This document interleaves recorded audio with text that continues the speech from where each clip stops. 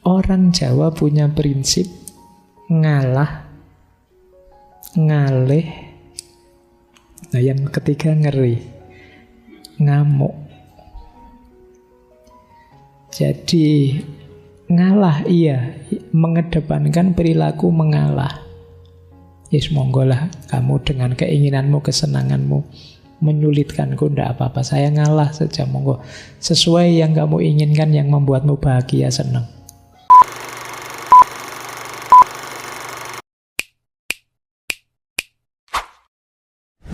Assalamualaikum warahmatullahi wabarakatuh. Bismillah. Mari kita lanjutkan lagi belajar kita. Kita lanjut lagi ngaji filsafat kita.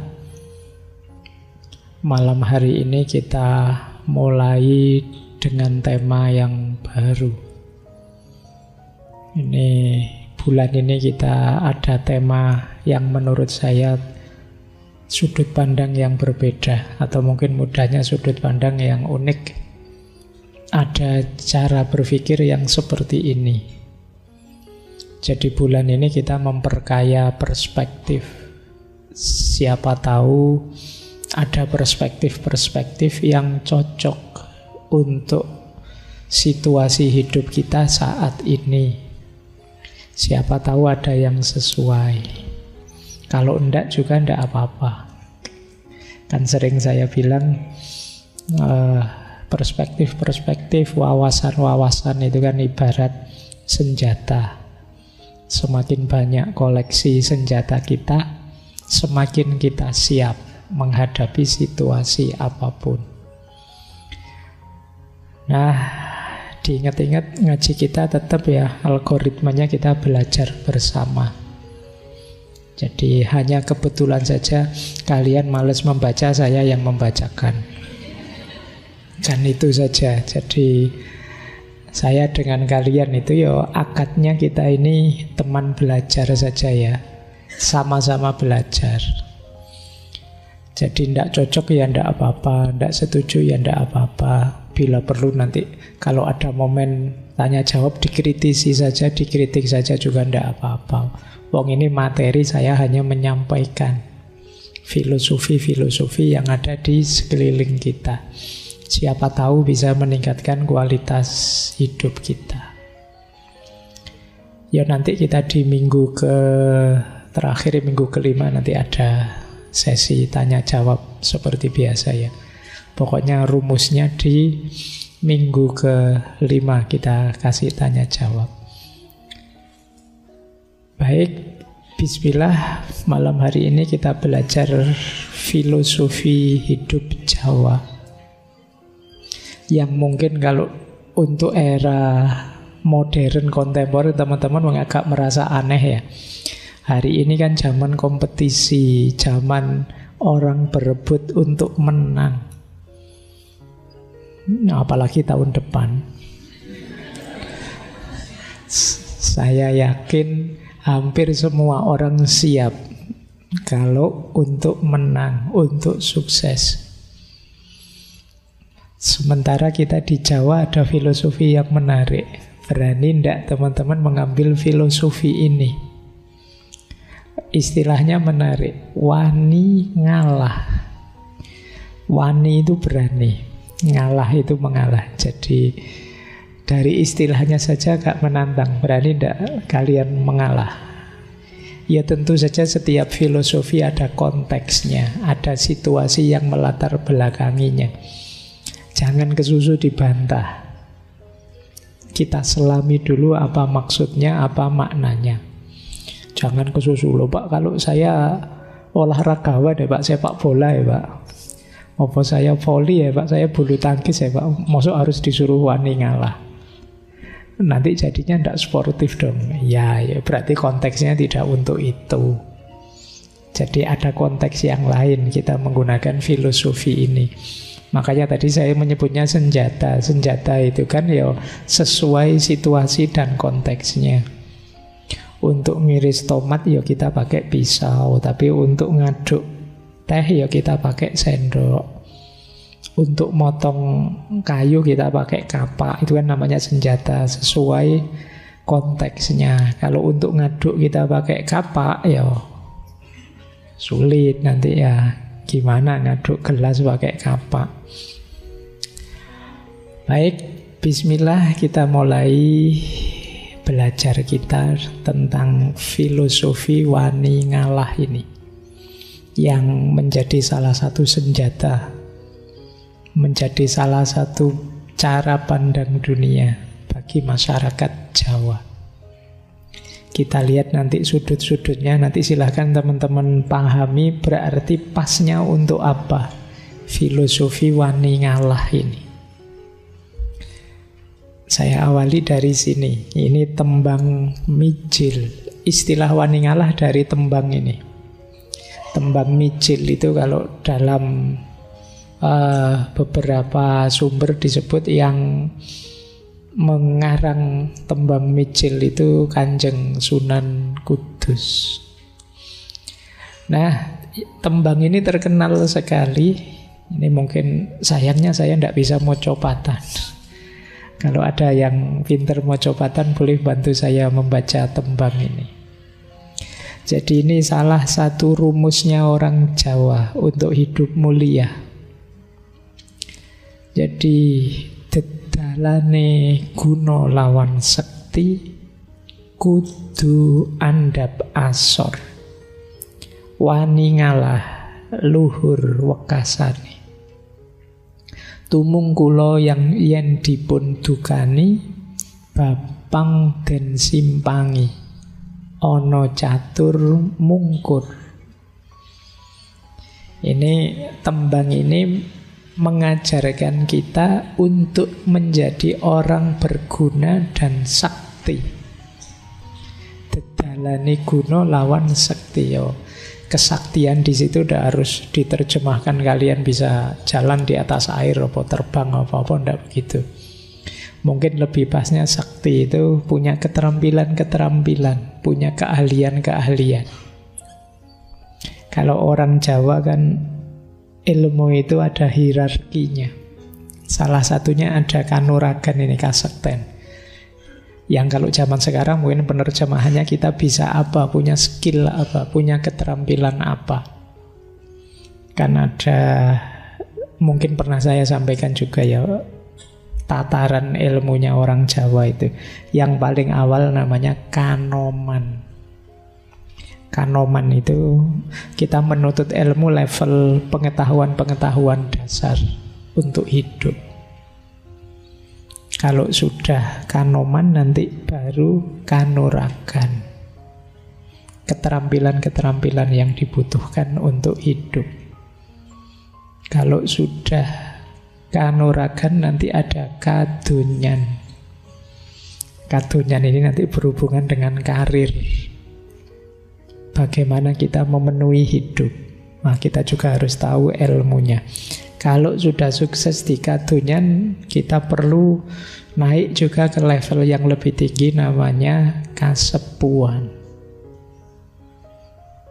Puncaknya keilmuan Jawa namanya kasampurnan. Bandingkan leveling ini dengan kalau di tasawuf itu ada syariat, torekot, hakikat, dan ma'rifat. Ya itu nanti kapan-kapan kita bahas ya. Kalau saya jujuk ke situ kalian nanti tiba-tiba pengen jadi wali. Kita awali dari yang basic dulu, menata mental kita dulu. Antara lain lewat latihan ngalah ini. Jadi dedalane guna lawan sekti, jalannya kita jadi manusia yang berguna dan sakti. Di situ saya terjemahkan sakti itu berkualitas. Karena keterampilan kita yaitu kudu andhap asor. Dasarnya ini. Andhap asor itu rendah hati, sopan santun. Jadi adab dan akhlaknya dikedepankan. Itu kalian akan jadi orang berguna dan berkualitas. Jadi tidak kesusu sombong, tidak kesusu merasa bisa, merasa besar. Wong apalagi ini masih tahap belajar. Nah, terus rumus pertama itu kudu andhap asor. Rumus kedua, berani mengalah, wani ngalah, luhur wekasane. Orang-orang yang wani ngalah itu pada akhirnya akan menemukan kemuliaan.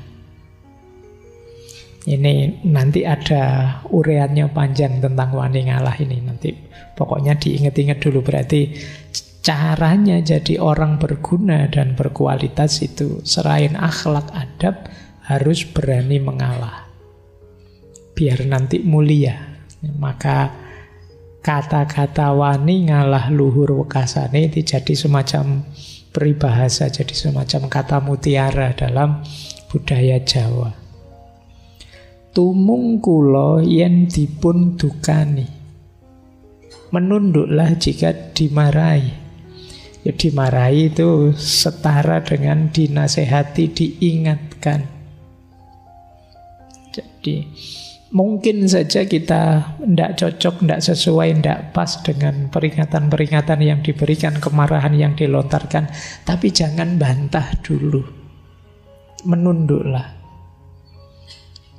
Jadi ini lanjutannya mengalah. Tadi mengalah itu kan kesadaran bahwa mungkin saja saya salah, mungkin saja saya keliru, bisa saja dia yang lebih cocok dan lain sebagainya. Maka tumung kula yang dipun dukani, babang den simpangi. Kalau ketemu hal-hal yang buruk, angkara murka termasuk, menghindarlah. Jadi kenapa harus dihindari? Ya, jangan nyoba-nyoba, kalian masih belajar. Jangan jajal-jajal, nyoba-nyoba kalau itu jelas sesuatu yang buruk. Pak, saya mau ngetes, saya ini kuat enggak ya menghadapi godaan? Nanti saja kalau sudah sakti. Kalau sekarang jangan. Jadi mungkin kalian nyoba-nyoba. Ini loh Pak, kok sekarang rame ya, misalnya opo lah kamu, judi online kah opo kajeng sekiranya, mbok jangan nyoba. Simpangi dulu. Kalian masih di tahap belajar, jangan nekat. Jadi itu yang dimaksud babang den simpangi. Ingin tahu saja kok Pak, ingin ngincipi sebentar rasanya, ndak, ojo wis stop, minggir dulu. Jadi itu yang dimaksud babang den simpangi. Kalian belum tangguh.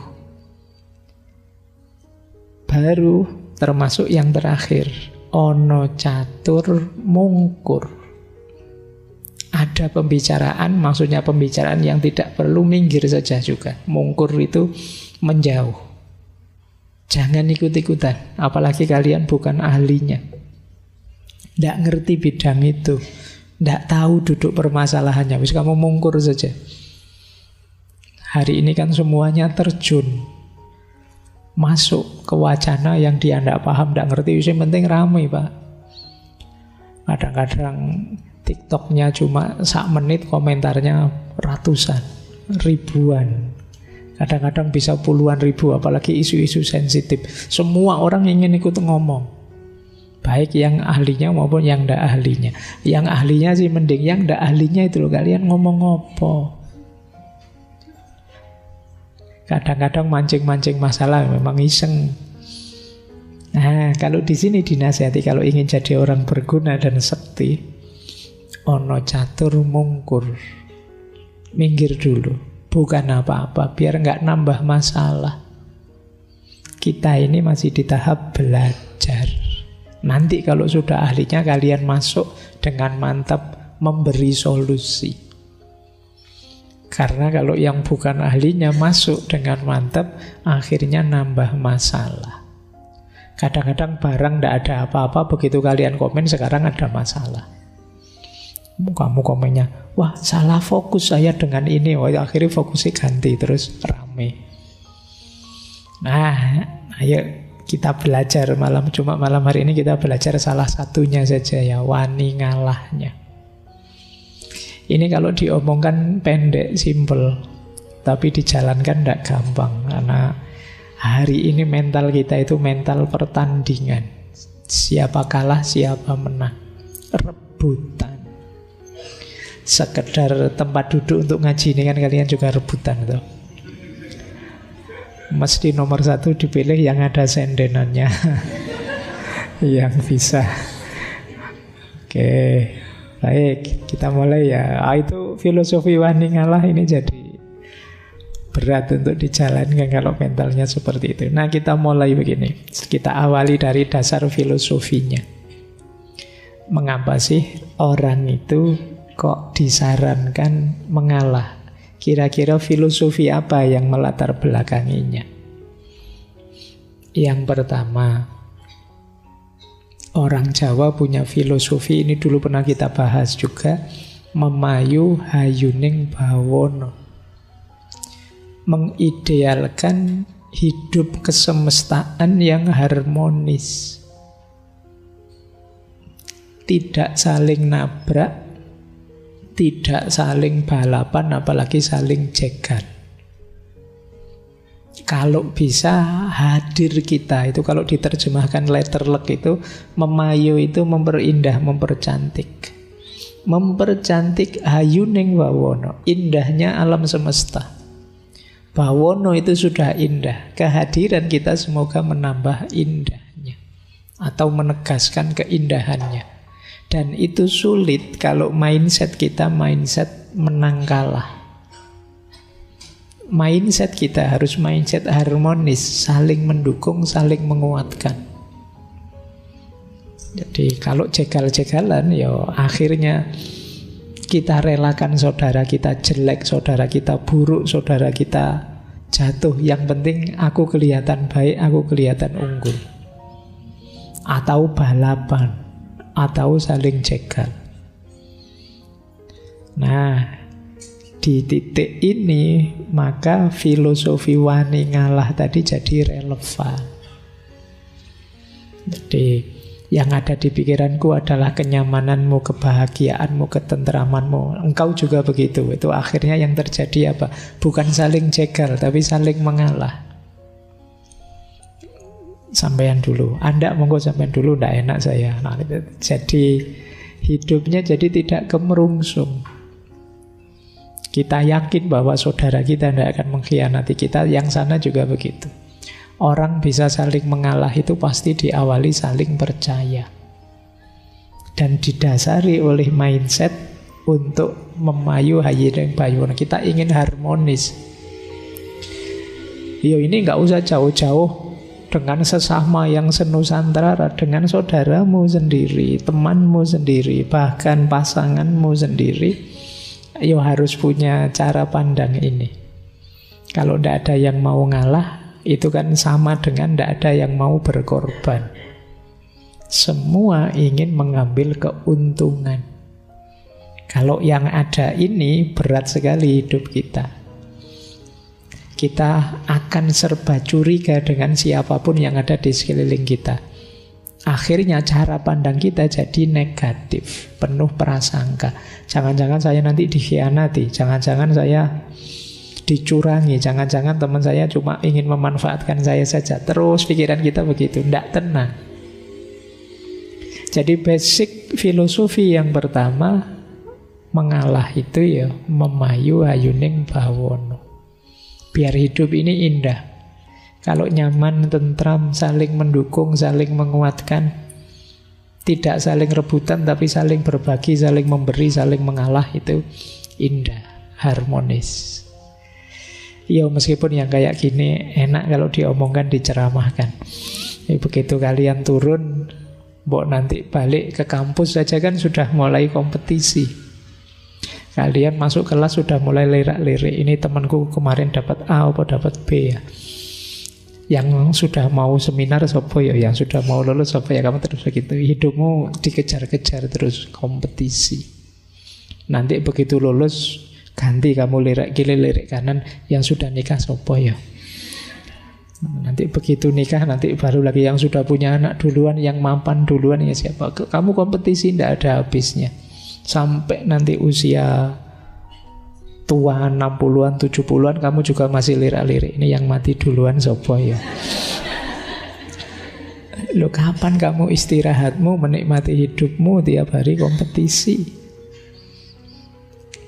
Baik, yang kedua, ini juga termasuk yang diomongkan enak tapi kita sadar tapi tidak operatif. Kesadaran bahwa kalau sudah rezeki, ya tidak akan pergi dari kita.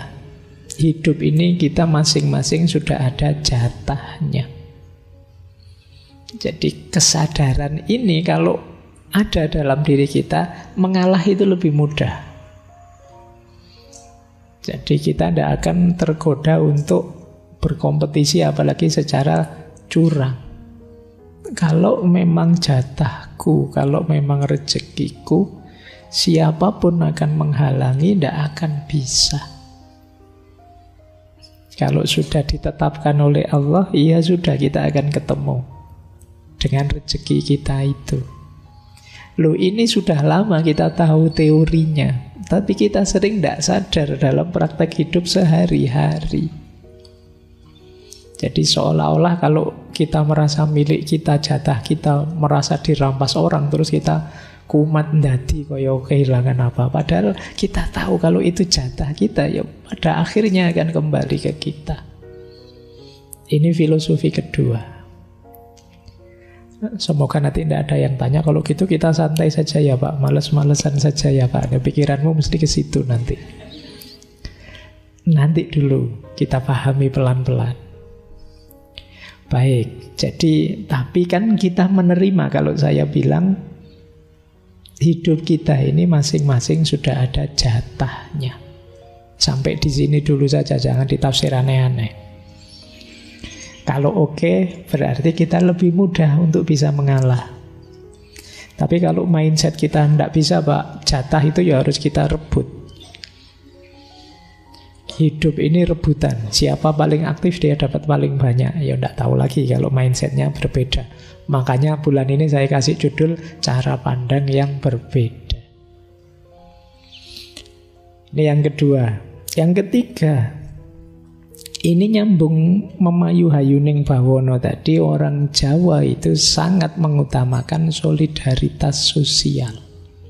Kerukunan, keguyupan, itu jadi nilai yang sangat diutamakan. Itulah kadang-kadang ada orang ngeritik, wah orang Jawa itu kok seneng basa-basi ya, kalau di depan senyum, tapi ya malah. Karena mereka lebih mengutamakan keguyupan. Jadi ndak apa-apalah ada yang ganjel, ndak apa-apa saya ada ndak enaknya, tapi jangan sampai kebersamaan ini pecah. Nah, itu yang menyebabkan kadang-kadang orang ngeritik begitu tadi. Nah, kalau kita filosofinya kebersamaan, nanti tabrakan dan saling jegalnya mesti agak berkurang. Jadi mengutamakan solidaritas sosial. Nggak apa-apalah saya pilihannya ini, kamu pilihannya itu. Kita masih temen toh. Jangan sampai hanya beda pilihan terus kita pecah. Padahal nanti yang kita pilih terus ganti kubu. Kamu sudah terlanjur gegeran, kamu sudah terlanjur marah-marahan sejak 5 tahun yang lalu, sekarang mau diperpanjang lagi. Nah, ayo kita kedepankan solidaritas, kebersamaan. Apapun yang terjadi kan tidak mengubah kenyataan bahwa kita ini bersaudara. Kita ini sama-sama ada di ranah yang sama. Kita ada di lapangan yang sama. Terus yang keempat, jiwa mengalah itu bisa tampil dengan mindset, apa sih dunia ini? Ada yang lebih hakiki yang harus kita perjuangkan. Jadi kalau sekedar kejayaan duniawi, kemewahan duniawi, kesuksesan duniawi, monggo saja. Saya tidak rebutan. Ini mindset, kesadaran bahwa ada yang lebih hakiki dalam hidup ini. Jangan sampai dibalik. Harusnya dunia adalah bekal kita untuk akhirat yang lebih hakiki. Kalau dibalik nanti yang akhirat kita korbankan demi kejayaan duniawi. Nah, ini namanya orang yang sadar ada yang lebih hakiki. Jangan sampai kita mengorbankan yang ini. Bahwa kita harus memperjuangkan pilihan dan aspirasi kita, iya. Tapi jangan mengorbankan yang lebih hakiki. Misalnya terus kalian bikin berita-berita hoax, itu kan mengorbankan yang lebih hakiki. Kamu tahu bahwa itu bohong, tapi kamu blow up saja, mumpung menguntungkan pilihanku. Nah ini berarti kesadaran ini tidak ada di kalian. Kalau kesadaran ini tidak ada, sulit orang ngalah. Jadi orang ngalah itu karena sadar yang dia pasrahkan, yang kemenangan yang dia berikan ke yang lain, itu bukan sesuatu yang hakiki. Monggo sajalah kalau cuma uang, kalau cuma ketenaran, kalau cuma kejayaan, kesuksesan duniawi, monggo saja. Saya ndak kemerungsung untuk rebutan di situ. Nah ini kesadaran akan yang lebih hakiki. Kemudian ini juga kuat di Jawa, rasa malu dan harga diri. Malu kalau saya ini kelihatan kemerungsung sekali, kelihatan semangat sekali mengejar yang duniawi. Nah ini rasa malu. Nah, malu saya kalau masih tergoda dengan yang itu, malu saya. Malu ini sebenarnya kelihatan sederhana, tapi kalau dalam dunia tasawuf ini makomnya tinggi. Orang bisa jadi orang baik itu antara lain karena masih punya rasa malu. Pingin sih ya korupsi, tapi malu Nanti kalau ketahuan betapa jatuh hancur semuanya. Nah, ini rasa malu. Boleh nanti kalau ada yang pingin nulis tesis ya, malu sebagai solusi pemberantasan korupsi misalnya. Nah, karena orang kalau sudah tidak tahu malu itu sulit direm. Yang bisa ngerem merasa dalam dirinya sendiri rasa malu tadi. Makanya dalam tasawuf itu ada makom namanya muraqabah.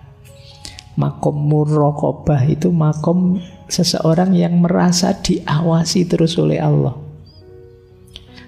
Karena merasa diawasi terus oleh Allah, maka dia merasa tidak nyaman, malu kalau melakukan yang buruk-buruk. Jangankan yang buruk-buruk, yang tidak pantas saja kadang juga malu. Kenapa? Sadar bahwa Allah selalu lihat saya.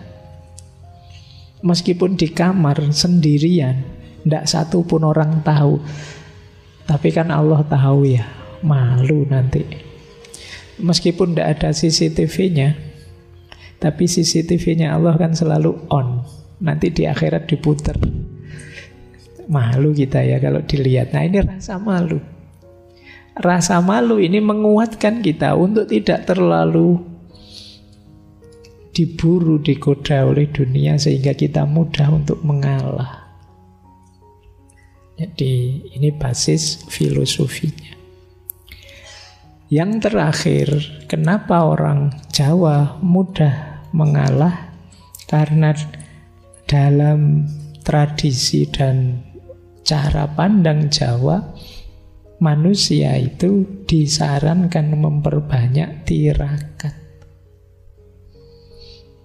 Jadi ini menarik. Tirakat itu semacam kalau ada yang pahit dan yang menyenangkan, saya pilih yang pahit dulu demi kesenangan yang lebih panjang. Itu logikanya orang tirakat. Seperti orang puasa. Saya punya uang sih, makan sehari 3 kali bisa, tapi saya milih puasa saja, biar nanti bisa buka puasa. Ini tirakat. Tidak apa-apa kamu menang dulu. Kalau kamu kemerungsung sekali pengen dapat, monggo, saya terakhir saja. Ini kadang-kadang dalam konteks tirakat. Bisa sakti dan lain-lain tadi itu ya jalannya tirakat tetap. Ya istilah tirakat mungkin dekat dengan bahasa Arab, meninggalkan. Jadi meninggalkan kan bukan berarti tidak punya. Saya punya, cuma saya hindari dulu. Itu tirakat. Saya masih ingat dulu saya pernah menjelaskan ini, tapi lupa di sesi apa. Jadi ini logikanya orang tirakat. Jadi jangan hanya dimaknai menyiksa diri. Pak, ndak zamannya Pak tirakat itu Pak. Sekarang fasilitas hidup banyak, ngapain tirakat-tirakat segala. Ndak, tirakat itu adalah latihan. Dalam rangka apa? Ya biar kualitas diri kita tambah meningkat. Orang itu kalau sudah latihan kan terus tambah tangguh. Latihan apa? Latihan tidak tergoda oleh hal-hal duniawi. Tirakat itu puasa, tapi tidak untuk melemahkan diri, tapi demi daya tahan. Ini menarik. Logika seperti ini kalau dalam falsafah Cina ada istilah yin yang. Yin yang itu kebalikannya. Puasa itu kan harusnya lapar, kita jadi lemah. Tapi uniknya puasa itu membuat kita tambah kuat, daya tahan kita tambah hebat. Sama seperti melekan. Melekan tapi dalam rangka nanti kalau kita tidur bisa lebih nyenyak. Nah, ini menarik logikanya. Sakit tapi demi lebih sehat. Dalam hidup ini banyak kita harus milih sakit dulu untuk lebih sehat. Jogging itu kan capek, sakit, tapi kan biar kita lebih sehat. Minum obat itu kan pahit, tapi kan demi lebih sehat. Kalian menghindari minyak-minyak itu kan pahit. Wong minyak itu gurih, enak. Apalagi daripada ndak makan nasi mending, karena kamu sering begitu, ndak nasi, ndak gorengan, ndak itu kan sering menyiksamu. Tapi dari sakit ketersiksaan itu melahirkan kesehatan. Jadi sunnatullahnya orang hidup itu begitu. Yo yang ndak mau sakit, yo nanti akhirnya panen penyakit. Yang bisa menahan rasa sakit sementara, dia akan sehat sampai ke depannya. Ini logika semacam yin yang. Hidup ini memang bolak-balik seperti itu. Baik, jadi kalau kalian tidak bisa dicegah kenikmatan sesaatmu, ya siap-siap kamu akan dapat sakit jangka panjang.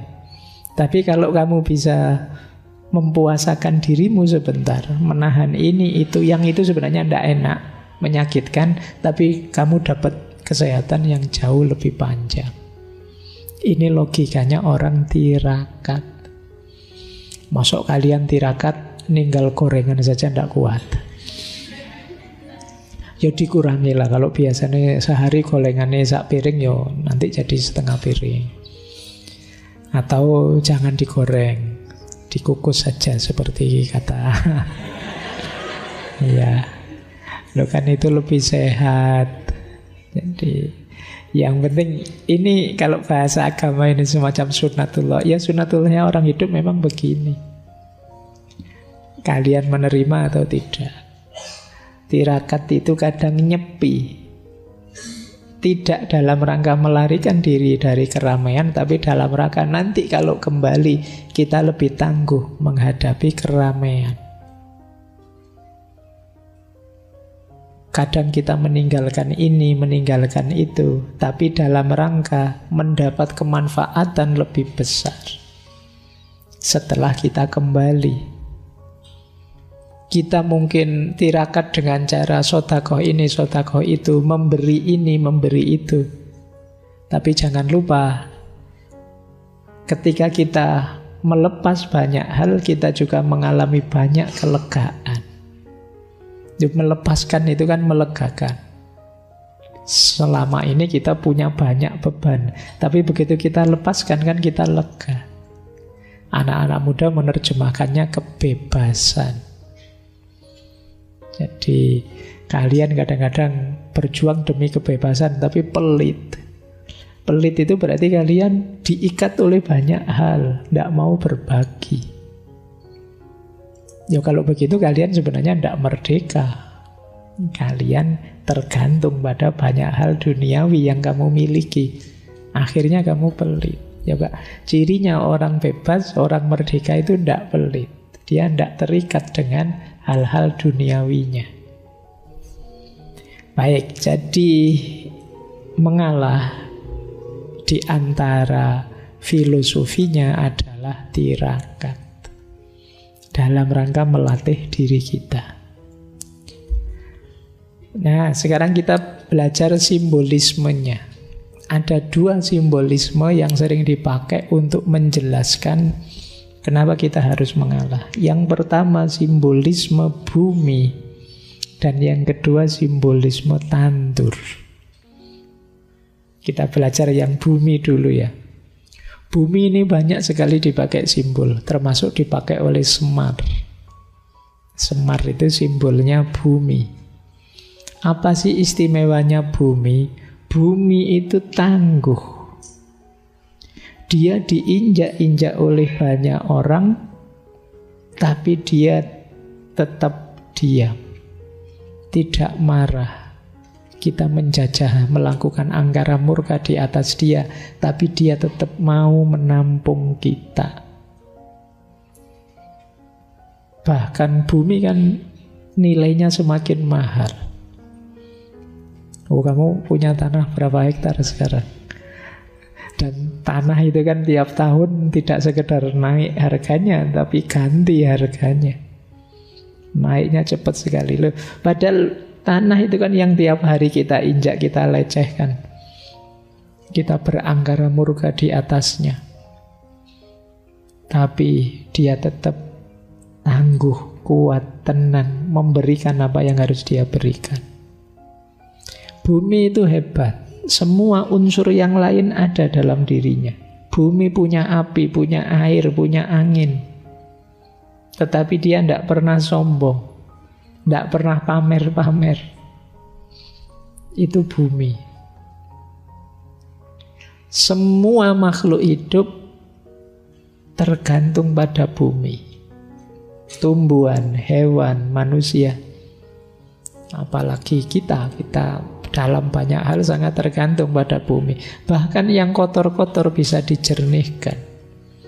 Air kotor kita buang pada dia. Pada akhirnya dia membalasnya dengan memberi yang jernih.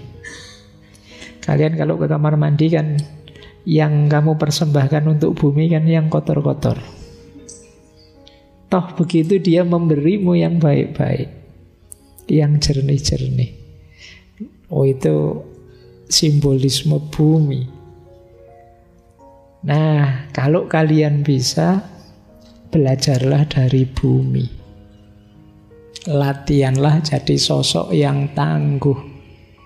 Diinjak-injak, diangkara murkai, tapi tetap teguh. Tidak baperan, tidak cengeng, tidak mudah mengeluh. Dilempari orang dengan keburukan-keburukan, tetap memberikan kejernihan-kejernihan. Punya banyak kemampuan, punya banyak modal besar, tapi tidak pamer. Kita berbagi apapun yang menumbuhkan, yang produktif, menghasilkan. Jadi ini cirinya bumi. Ayo kalian latihan ya, jadi ardun, jadi bumi. Saya lanjutkan, jadi orang yang mengalah itu orang yang punya mentalitas bumi. Dia tidak berpikir kenyamanannya, dia tidak berpikir keberhasilan, kesuksesan, kebesaran dirinya. Dia puas dengan bisa melayani dan memberi yang terbaik. Itu wataknya bumi. Kita lanjutkan. Jadi ini simbolisme wani ngalah yang pertama.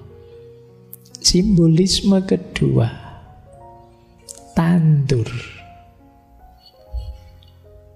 Semoga di sini ada yang anaknya petani ya. Mungkin ya banyak kalau dari wajahnya.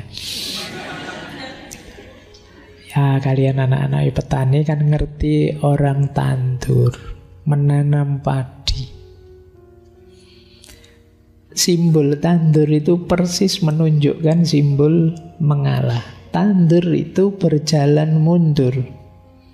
Tapi mundur itulah hakikatnya maju. Yo kalau ada orang nanam padi kok maju,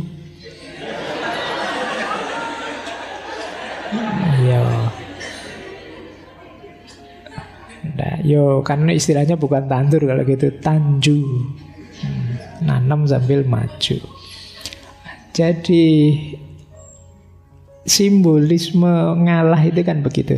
Kan ada istilah mengalah untuk menang.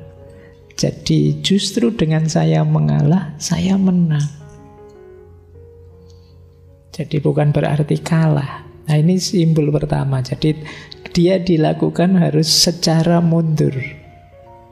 Saya enggak apa-apa, kamu duluan enggak apa-apa. Justru ini kita hebat. Mundur itulah maju sebenarnya.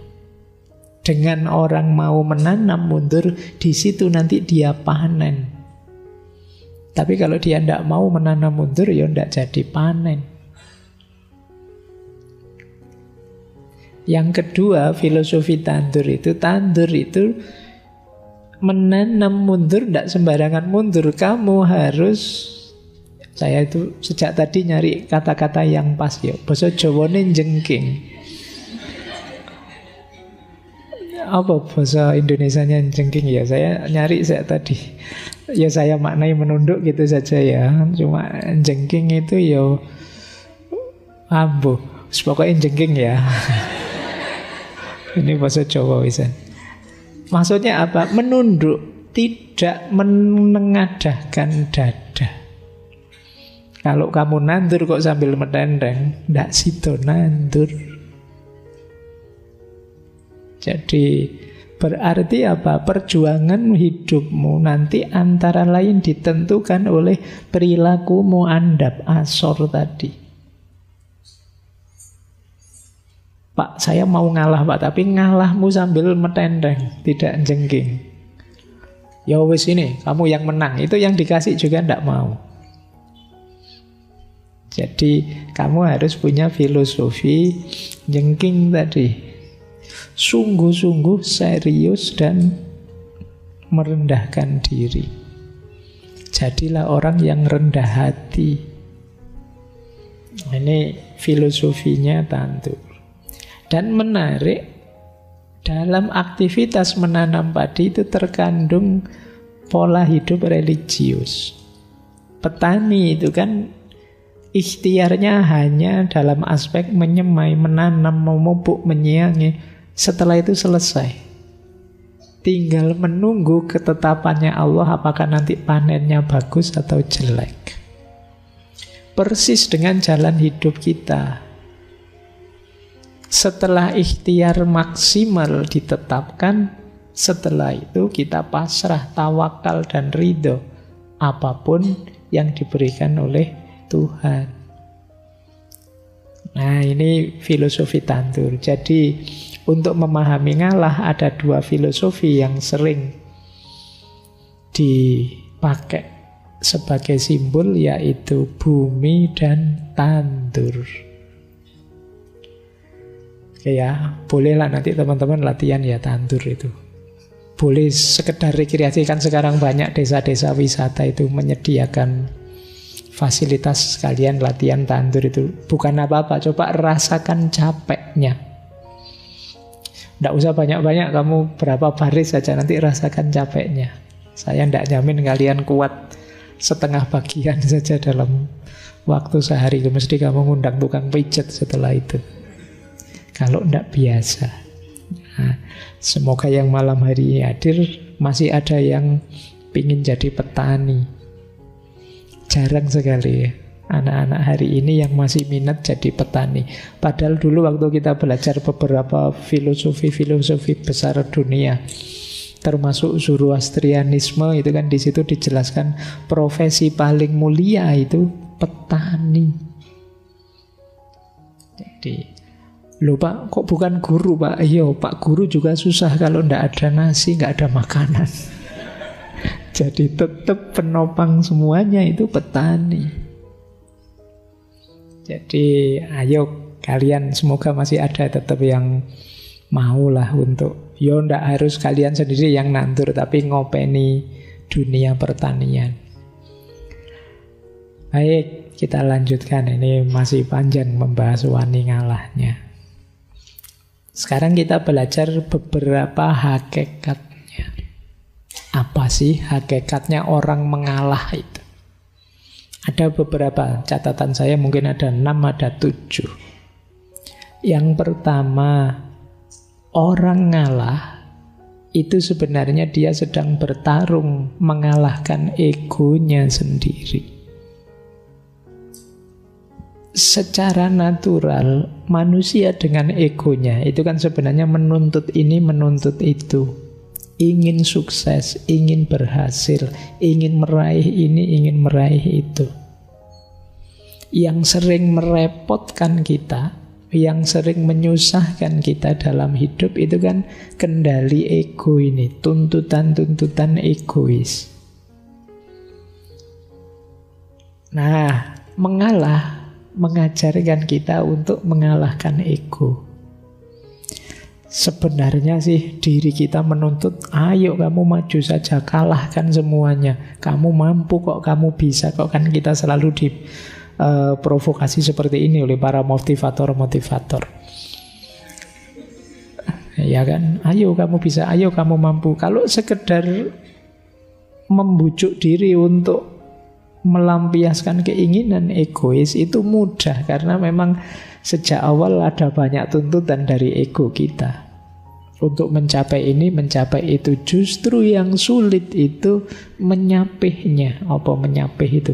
Jadi menyapih itu mengerem dia, itu lebih sulit. Nanti kalian rasakan bedanya mengendarai ego dan mengerem ego. Itu akan jauh lebih berat ngerem ego.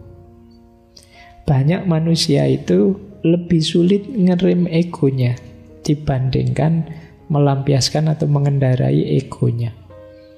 Perjuanganmu untuk sukses itu mungkin berat, tapi akan lebih berat setelah kamu sukses mengendalikan dirimu.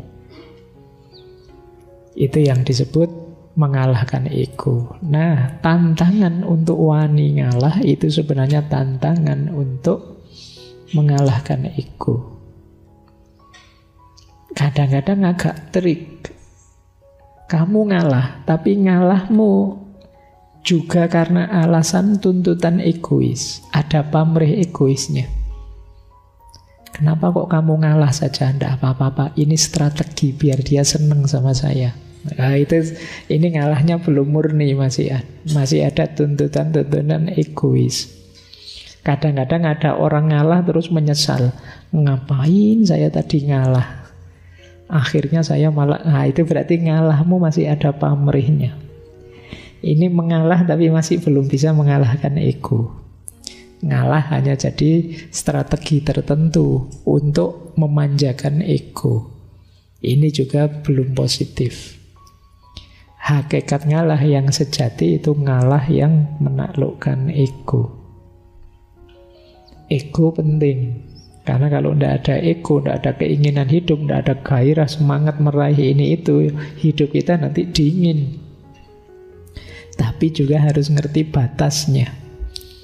Nah, untuk berhenti di batas itu kita perlu kemampuan ngerem tadi. Jadi ini uniknya manusia di situ. Pak, kok Allah itu ngasih kita juga ego, ngasih kita nafsu segala sih Pak? Mbok yo dikasih yang baik-baik saja. Karena sebagian besar kenikmatan kita, kesenangan hidup kita ada di situ. Dan Allah itu ingin kita senang, ingin kita bahagia. Tapi kita tetap harus tahu batas. Karena kesenangan tadi bisa blunder pada akhirnya kalau kita tidak bisa mengendalikannya. Jadi kuncinya di situ. Makanya tidak usah protes. Allah memberi kita nafsu, memberi kita hasrat ini, hasrat itu. Itu Allah ingin kita gembira dengan itu, senang, bahagia. Cuma kita harus ngerti batasnya. Nah, kuncinya di rem tadi. Oke. Seperti mobil kan, kalau ngegas terus, wassalam. Kamu tidak akan bisa memanfaatkan secara maksimal mobil yang kamu miliki. Agar lengkap, ada gasnya, ada remnya. Begitu digas, kamu gerak, kamu nyaman. Begitu ada bahaya, kamu rem biar tidak nabrak. Mobil di sini gas tok, jungkel kan mesti. Tapi mobil tidak ada gasnya, rem tok, ngapain kamu punya mobil? Di situ pentingnya kamu tadi ya, harmonis, keseimbangan. Nah, jadi ngalah melatih ego kita. Filosofi yang kedua, ngalah berhubungan dengan kekuatan kontrol diri. Jangan dikira orang ngalah itu lemah. Orang ngalah itu kuat. Kenapa? Tidak sembarangan orang bisa ngalah. Mengalah tidak berarti kalah, tetapi mempersembahkan kemenangan kepada yang lain. Jadi, kalau mau saya bisa menang. Tapi tidak apa-apa, kamu dulu yang menang. Ini kan orang ngalah namanya. Jadi berarti apa? Dia kuat. Jadi ngalah tidak sama dengan kalah. Juga jangan jadi modus, wah ini kelihatannya saya mau kalah ini, tak pura-pura ngalah saja. Ya enggak. Kalau itu namanya bukan ngalah, ya tetap kalah itu namanya. Orang ngalah itu dia tahu dia bisa menang, tapi dia milih membahagiakan yang lain. Biar dia saja yang menang, itu ngalah. Dan ini berat karena ego tadi. Maka hakikatnya mengalah yang kedua, mengalah itu kekuatan. Jangan dikira ngalah itu kelemahan. Hanya orang yang batinnya kuat yang mampu mengalah. Kita cenderung harus kita yang unggul, karena kita yang lebih benar, kita yang lebih baik. Harus kita yang menang. Jangan sampai mereka yang menang, harus kita. Kan manusia itu cenderung begitu naturalnya. Tapi kalau ada orang, biarlah kemenangan ini aku persembahkan untuknya saja. Oh, ini orang kuat. Dan jangan dibayangkan akan ada di sekitar kita sebentar lagi. Sulit. Cuma boleh kalian pakai, saya bilang tadi ya, sebagai senjata dalam konteks-konteks tertentu hidupmu. Kadang-kadang kamu perlu ngalah. Kalau tidak kamu latih, kamu tidak bisa ngalah. Kalau tidak ada orang yang mau ngalah, hidup ini tidak berputar. Kenapa tidak berputar? Kalau semua orang ingin mengejar kenyamanan, keenakannya sendiri, kacau hidup ini. Misalnya orang tua kok tidak mau ngalah sama anaknya, habis anaknya. Misalnya bapaknya mau kerja, ini kerja saya yang capek lah, kok enak ngalah mau dikasih ke anak-anak, istri tidak usah lah, tidak ada yang ngalah. Guru tidak mau ngalah sama muridnya, sama siswanya. Dosen tidak mau ngalah sama mahasiswanya. Sahabat tidak mau ngalah sama sahabatnya. Kalau tidak ada satu pun orang yang mau ngalah, ya selesai. Hidup ini kacau mesti. Tabrakan semua. Kalau semua hanya pakai logika, lah kok enak, lah kok nyaman. Kalau semua pakai logika, lah kok ini, selesai hidup kita. Sangat berat kita tanggung. Saya datang duluan kok, ya saya harus duduk paling depan dong. Dan jangan deket-deket, saya butuh tempat untuk saya sendiri 2 meter. Kalau kalian misalnya, itu tidak mau ngalah. Nah, jadi ayo menguasai diri kita, tunjukkan bahwa kita kuat. Jadi kita sanggup melepas sesuatu yang kita anggap berharga. Nah, ini jadi kalau tadi hubungannya dengan mengalahkan ego, yang kedua dengan kekuatan batin. Hanya orang-orang yang batinnya kuat yang bisa mengalah. Yang ketiga, orang yang mengalah itu kemungkinan adalah orang yang sudah tidak tergoda lagi, tidak terikat lagi oleh hal-hal duniawi. Kalau kalian masih sangat terikat, mudah tergoda, sulit untuk ngalah. Masih mudah terjebak dengan godaan-godaan untuk menang, untuk unggul, untuk nomor 1. Makanya di situ ada peribahasa Jawa yang menurut saya menarik untuk hidup nyaman, tidak terlalu terikat dengan dunia. Sing wis lunga lalekno, sing durung teka entenono, sing wis ana syukurono. Oh, ini kalimatnya menarik ya, kayak kita kemarin waktu belajar self love itu, cuma ini dalam bahasa Jawa. Jadi sing wis lunga lalekno, yang sudah lewat ya lupakan saja, ngapain diingat-ingat terus memberati pikiran. Berarti kita terikat dengan hal itu. Yang belum datang ya kita tunggu. Tidak perlu cemas, tidak perlu khawatir, wong belum datang. Ya kita tunggu saja. Ngapain kita gelisah, ngapain kita stres tentang sesuatu yang belum datang. Pak, nanti jodoh saya cocok enggak Pak ya? Jangan saya itu orangnya begini ya Pak. Jodoh saya kayak gimana? Bilang, ngapain kamu sibuk mikir jodoh? Wong masih nanti. Nanti ya dipikir nanti. Wah, nanti pasangan saya kayak gimana ya Pak? Lah, dipikir lagi. Sudah dibilangin jangan dipikir. Wong itu masih nanti. Yang belum datang ya ditunggu. Kalau sudah datang baru kita baca, kita sesuaikan, kita beradaptasi dan lain sebagainya. Wong belum ada sosoknya, kamu sudah, saya latihan beradaptasi Pak. Beradaptasi buat apa? Wong masih belum jelas. Ya ditunggu saja. Tidak perlu putus asa, tidak perlu stres. Nah, yang sudah ada ayo disyukuri. Apapun itu yang kita miliki sekarang. Nah, nanti yang sudah ada akan jadi masa lalu, ya sudah kita lupakan. Yang sekarang kita syukuri pada akhirnya akan lewat. Yang kita tunggu akan datang jadi masa sekarang. Nah, yang akan datang akan ada lagi. Ini hidup, bagian dari cokro manggilingan kalau dalam bahasa Jawa.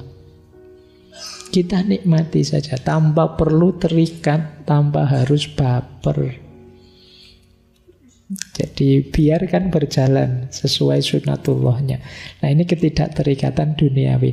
Orang yang sulit sekali mengalah itu biasanya punya banyak keterikatan. Iya sih Pak, mau saya kasih ke teman ini, tapi jangan-jangan nanti saya butuh, saya perlu. Saya kan juga harus punya prestasi juga Pak. Saya kan juga harus perlu ini, perlu itu. Jangankan yang prestasi, kadang barang apa-apa saja kan, ya kamu sudah saatnya dibuang, tidak kamu buang-buang. Jadi akhirnya kamar kos-kosanmu itu sekedar sendok saja dari warung. Eman-eman loh Pak, ini siapa tahu nanti foto. Ada yang begitu ya. Wah, itu kadang-kadang.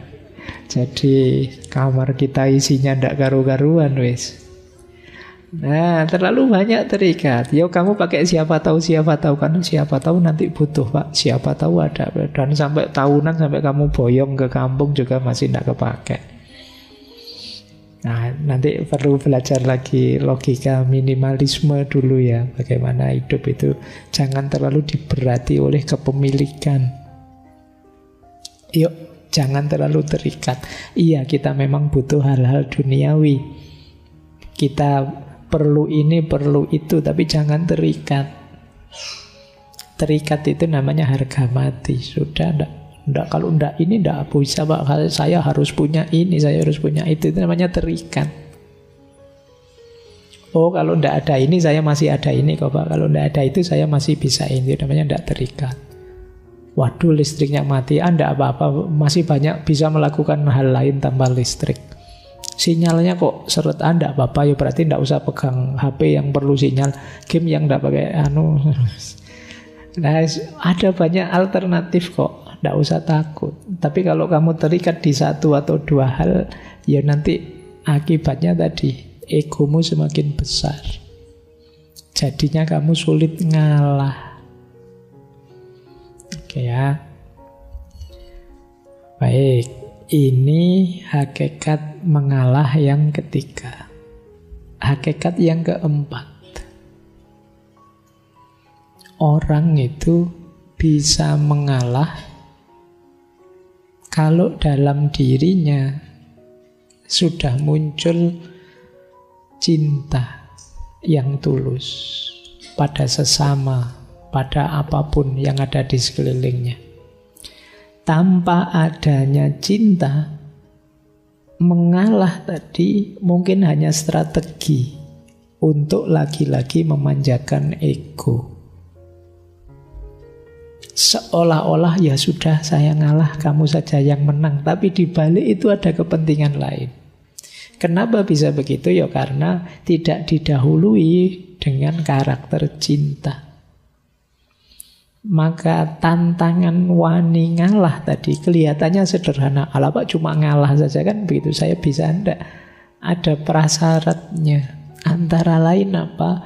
Ngalahmu itu harus terbentuk karena ada rasa cinta. Dari cinta itu kan nanti muncul kepedulian, namanya care. Dan ingin memberi yang terbaik pada yang kamu cintai, namanya responsibility. Tanpa adanya cinta mungkin kamu ngalah, tapi ngalahmu biasanya masih ada pamrihnya. Tidak demi dia tapi demi dirimu. Jadi mengalah itu bisa disebut manifestasi dari cinta yang tulus. Tanpa ada cinta, mengalahmu belum tuntas. Dengan adanya cinta, mengalah itu nanti jadi manifestasi keikhlasanmu, manifestasi pengorbananmu atas nama cinta.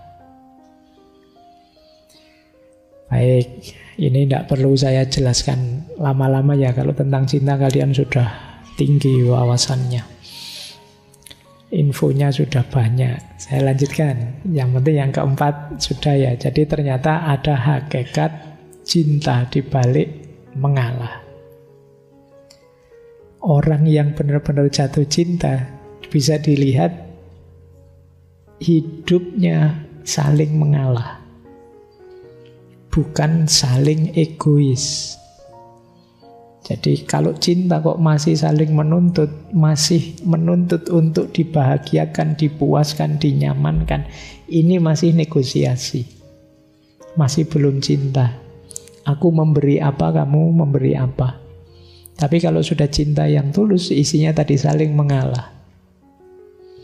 Aku memberi yang terbaik untuk dirimu, kamu memberi yang terbaik untuk diriku. Karena kita sama-sama memberikan yang terbaik, ya kita sama-sama meningkat pesat. Maka orang yang saling mencintai itu kan, kalau ini cintanya tulus, ya kualitas dirinya naik pesat gara-gara cintanya. Yang semula tidak begini sekarang bisa, yang semula biasa-biasa bisa luar biasa ketika orang jatuh cinta. Itu hebatnya energi cinta. Hanya bisa ditandingi oleh energi patah hati. Ya, patah hati juga energinya luar biasa. Ya manfaatkan energi itu ya. Energi itu kan penting. Kalian kalau tambah energi kan tidak bersemangat apa-apa. Ya siapa tahu ada yang banyak patah hati, nanti kita bisa bikin pembangkit listrik tenaga patah hati. Baik. Iya kan tidak butuh batu bara, tidak butuh lagi. Baik, kita lanjutkan. Ini yang keempat, hakikatnya mengalah. Yang kelima, kenapa sih orang bisa mengalah? Karena jiwanya adalah jiwa yang luas. Hatinya hati yang pemaaf. Orang yang ngalah itu kan kuncinya 3. Dia mengutamakan yang lain, mendahulukan yang lain, dan memaafkan yang lain. Ini kan seorang pengalah. Nah, berarti apa? Selain penuh cinta, orang yang mengalah itu sebenarnya punya karakter pemaaf. Hatinya luas. Dan memaafkan ini penting. Ada cerita mungkin ya teman-teman, pernah saya singgung beberapa kali kemarin waktu Maulid Nabi. Rasulullah itu kan pernah Satu ketika ada tetangga beliau, orang Yahudi yang benci sekali sama beliau. Setiap kali Rasulullah berangkat sholat subuh pagi-pagi, selalu diludahi oleh orang ini. Begitu lihat Rasulullah lewat, diludahi, cus pokoknya itu. Ya, dan Rasulullah ini ya karena jiwanya sangat luas, sangat pemaaf, pengalah, kalau dalam istilah malam hari ini, ya beliau terima saja itu. Nah, pada akhirnya satu ketika setelah berhari-hari seperti ini terus, tiba-tiba satu pagi ketika Rasulullah berangkat ke masjid, tidak ada yang meludahi. Malah heran Rasulullah, loh ini mana ludahnya yang tiap hari datang.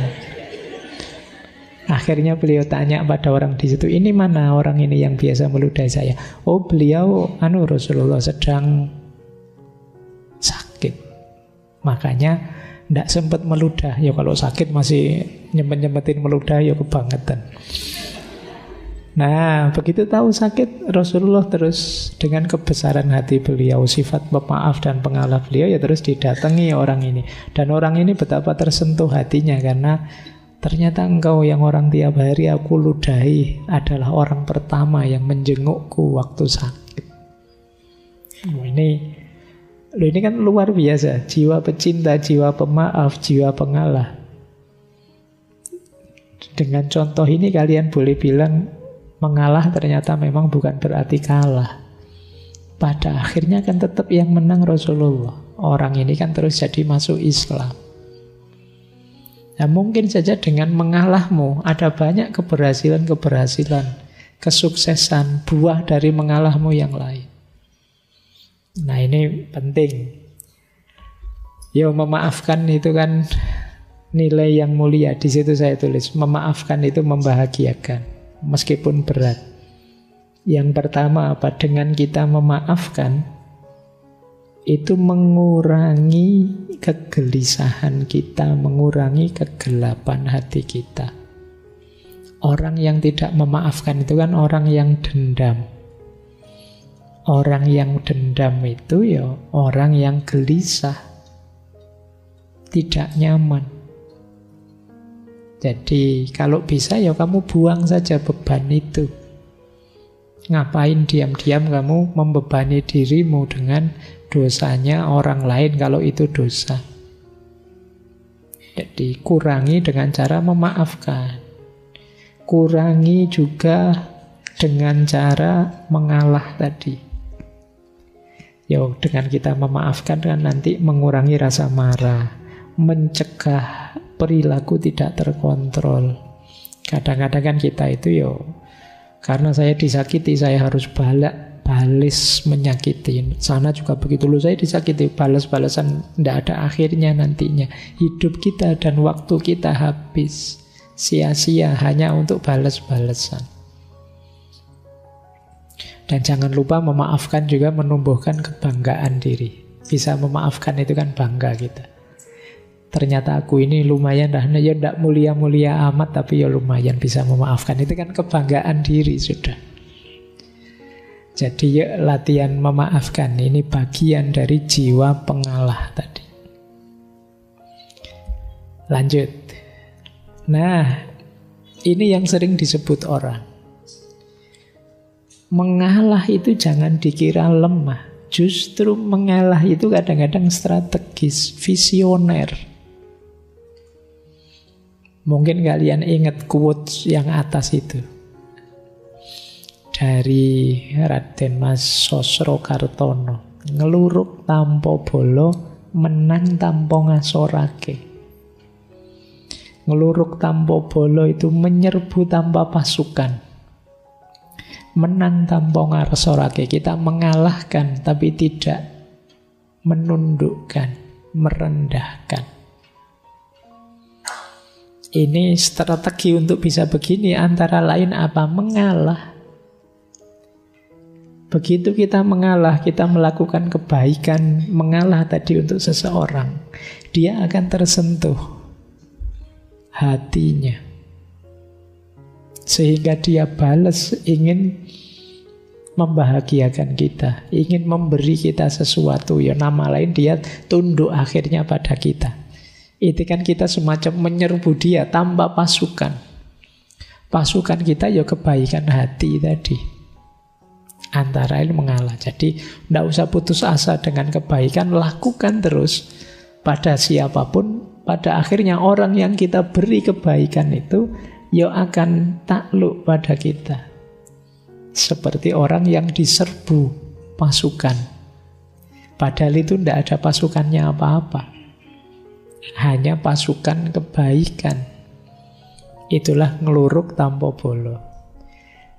Manusia itu selama masih manusia, kalau dia diberi kebaikan terus, tidak mungkin tidak tersentuh hatinya. Sejahat apapun dia, ya kayak di film-film itu kan kadang penjahatnya ragu-ragu karena tokohnya sangat baik lakonnya. Itu nama lain dari ngeluruk tanpa bolo. Dan menang tanpa ngasorake. Tidak membuat malu yang lain. Ya dengan jalan mengalah tadi. Dengan jalan kita mengalah, monggo sampean yang duluan, monggo sampean yang juara, yang berprestasi, monggo sampean. Nah ini membuat dia kan tidak rendah, tapi hakikatnya kita yang menang. Itulah menang tanpa ngasorake. Kalau kalian bisa seperti ini, hidup ini mungkin tetap kompetitif, tapi tidak saling merendahkan, tidak saling menjatuhkan. Disitulah rahasianya mengalah untuk menang. Kalau dalam bahasa Inggris ada peribahasa, you may lose the battle, but you win the war.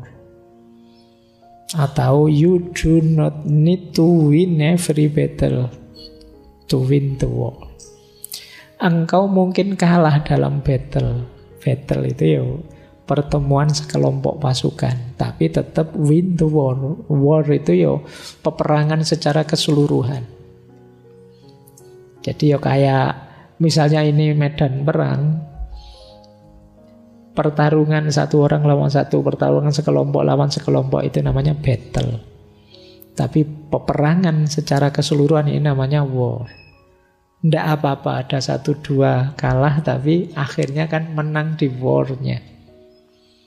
Ya kayak kalian kalau main game-game apa itu loh, kan ada yang kadang ada kalahnya, kadang tidak apa-apa sih, dalam rangka menang secara keseluruhan.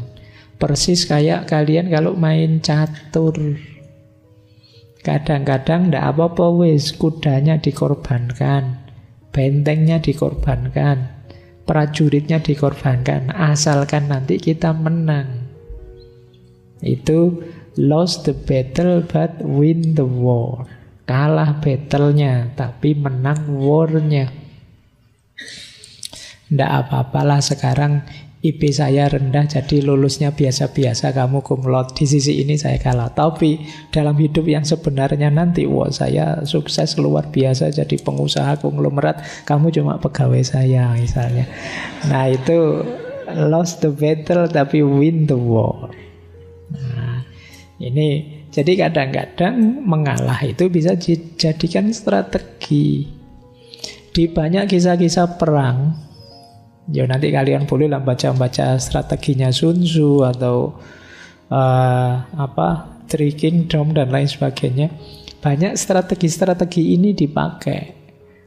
Diumpankan ini biar kalah, kemudian di strategi yang di sini sengaja ngalah biar yang secara umum menang dan lain sebagainya. Itu namanya lost the battle tapi win the war. Ini penting, yo hidup juga harus taktis. Jangan nyeruduk terus, maju terus. Gampang kalah. Ada strategi mundur sebentar, ada ngalahnya, tapi nanti kita memenangkan seluruh peperangan. Nah ini ada rahasia ini juga dalam mengalah. Jadi visioner dan strategis. Melihat jauh ke depan. Tidak apa-apa sekarang saya kalah, tapi ke depannya nanti saya sudah target ke sana. Dengan modal sekarang saya bisa menang. Nah ini namanya lost the battle tapi win the war. Ini hakikat mengalah yang keenam. Hakikat ngalah yang ketujuh. Ternyata banyak hakikatnya ya. Padahal judulnya cuma 2 kata, wani ngalah. Tapi rahasianya luas. Mengalah itu bagian dari spiritualisasi kehidupan. Yang duniawi tadi kita ilahikan, kita spiritualkan. Ada yang bilang ngalah itu sebenarnya dari akar kata ngallah. Mengallah, mengilahi. Hal-hal duniawi kita spiritualkan. Mengilahi itu begini loh. Kalau kita punya uang, kita pakai untuk seneng-seneng makan dan lain sebagainya, ya wajar saja itu yang duniawi kita pakai untuk dunia. Tapi ketika uang ini kita sedekahkan untuk fakir miskin, anak yatim dan lain sebagainya, berarti uang ini kita spiritualkan, kita ilahikan. Nah, mengalah juga punya logika seperti itu. Biarlah aku membahagiakanmu, biarlah aku berikan ini untukmu, itu kan ngalah.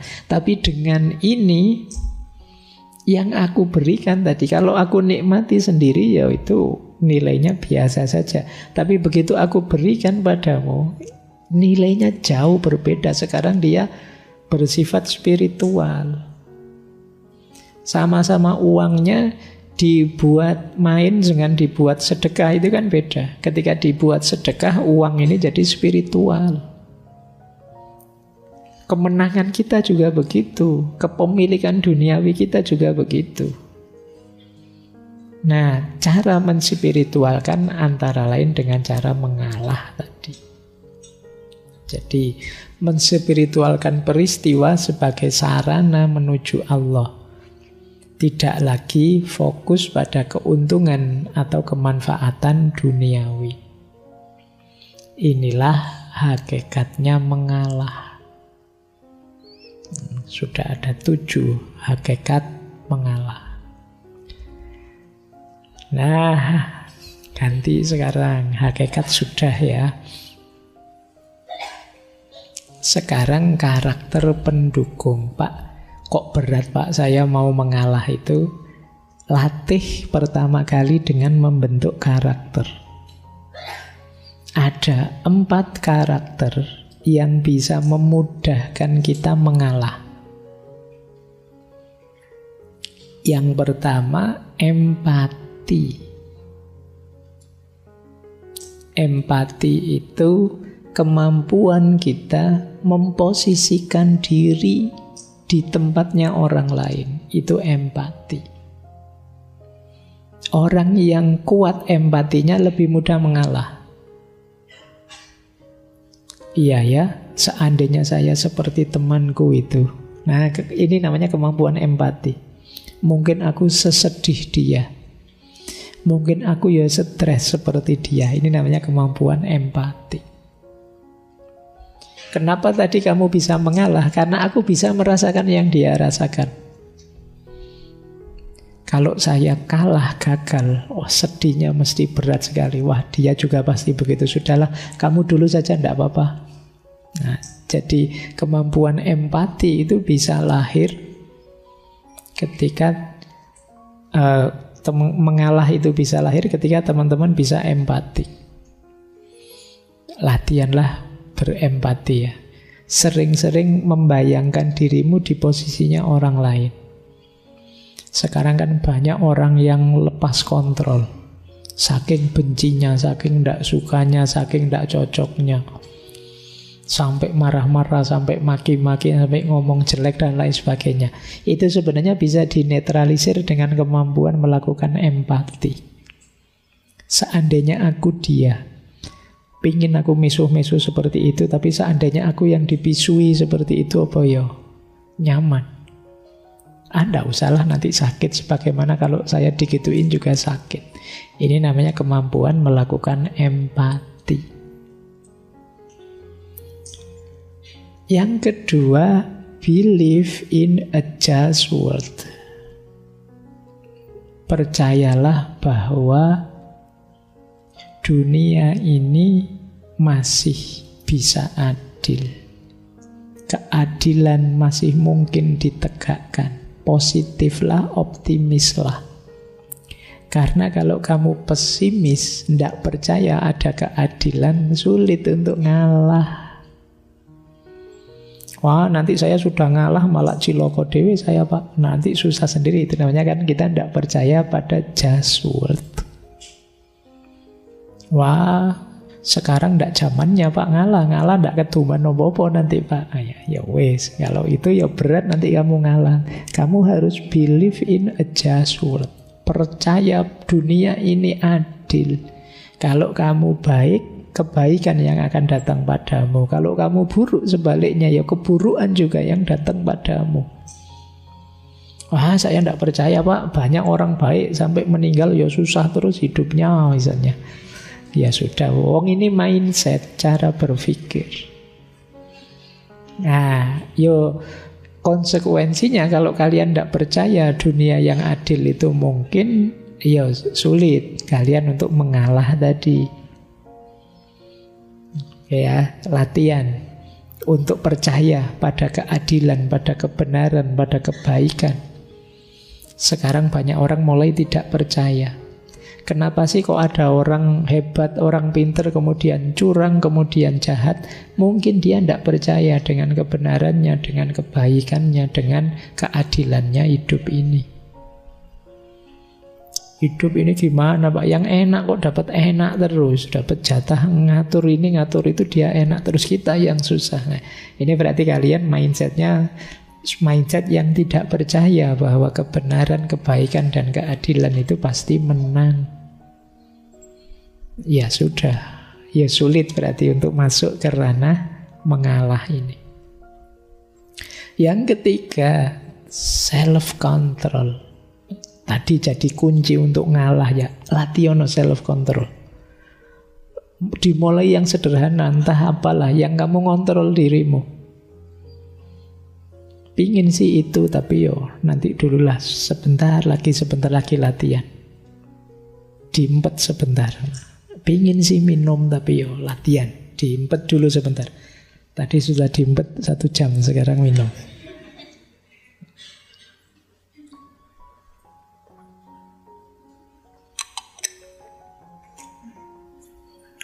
Jadi ini yang disebut self-control.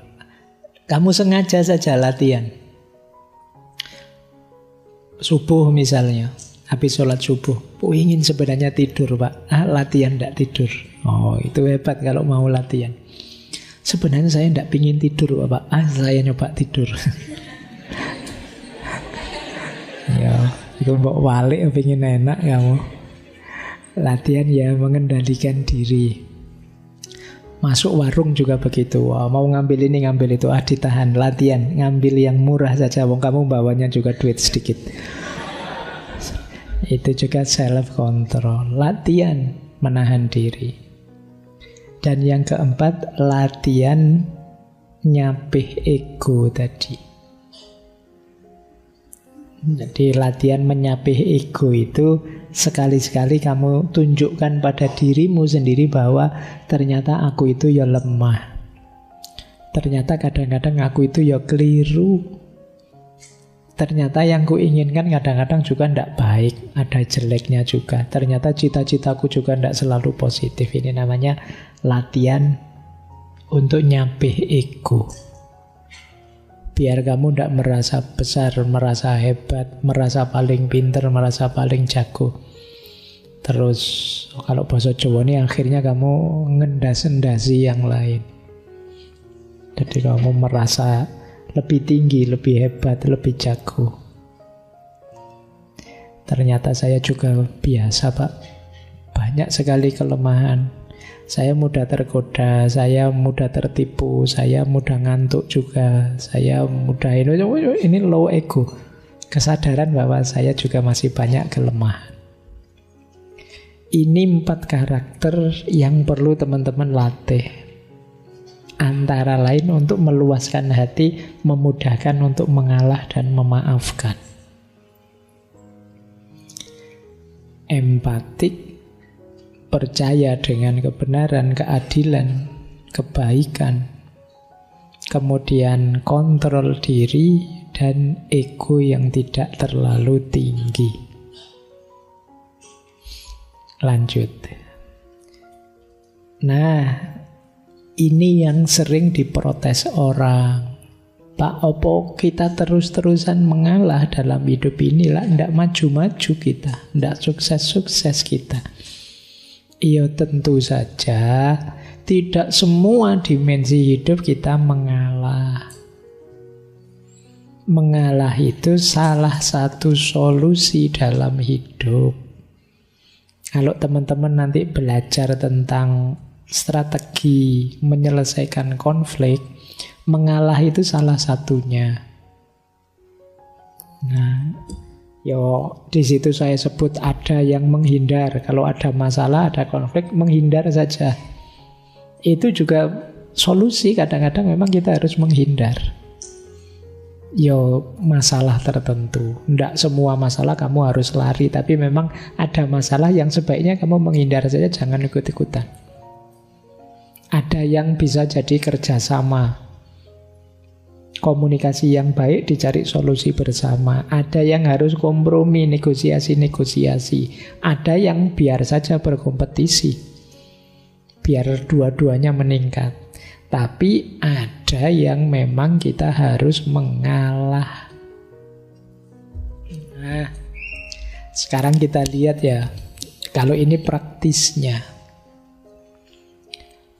Kapan mengalah itu urgent, harus kita lakukan? Yang pertama, mungkin kita harus mengalah kalau tentang hal-hal yang tidak penting. Alah, cuma ini saja, ndak apa-apalah, monggo, ndak penting saja kok. Nah, kadang-kadang kan banyak hal yang ndak penting terus jadi masalah besar karena kita ndak mau ngalah. Di jalan misalnya, ada orang ngebel-ngebel mau nyalip, kita malah kok enak nyalip, tak candangi terus, sana ngebel terus, kita nutup jalan terus, nggak mau ngalah. Alah, wong cuma jalan gitu aja, apa susahnya sih kita kasih jalan biar dia duluan, wong itu juga ndak balapan. Wong ya bukan racing, bukan tapi kan kita kadang ego kita begitu, akhirnya terus senggolan, terus tawuran di jalan. Kenapa bisa lahir masalah seperti itu? Urusannya sampai polisi, bisa sampai penjara. Karena ndak ada yang mau ngalah. Wong sekedar urusan naik motor, naik mobil saja kok. Paling misalnya dia nyalip sampai tujuan, selisih berapa jam sih? Jadi yuk, kalau yang tidak penting-penting ngalah saja, tidak apa-apa. Mungkin sekedar tempat duduk di warung saja, wah yalah-yalah, saya duluan nih, saya ini alah.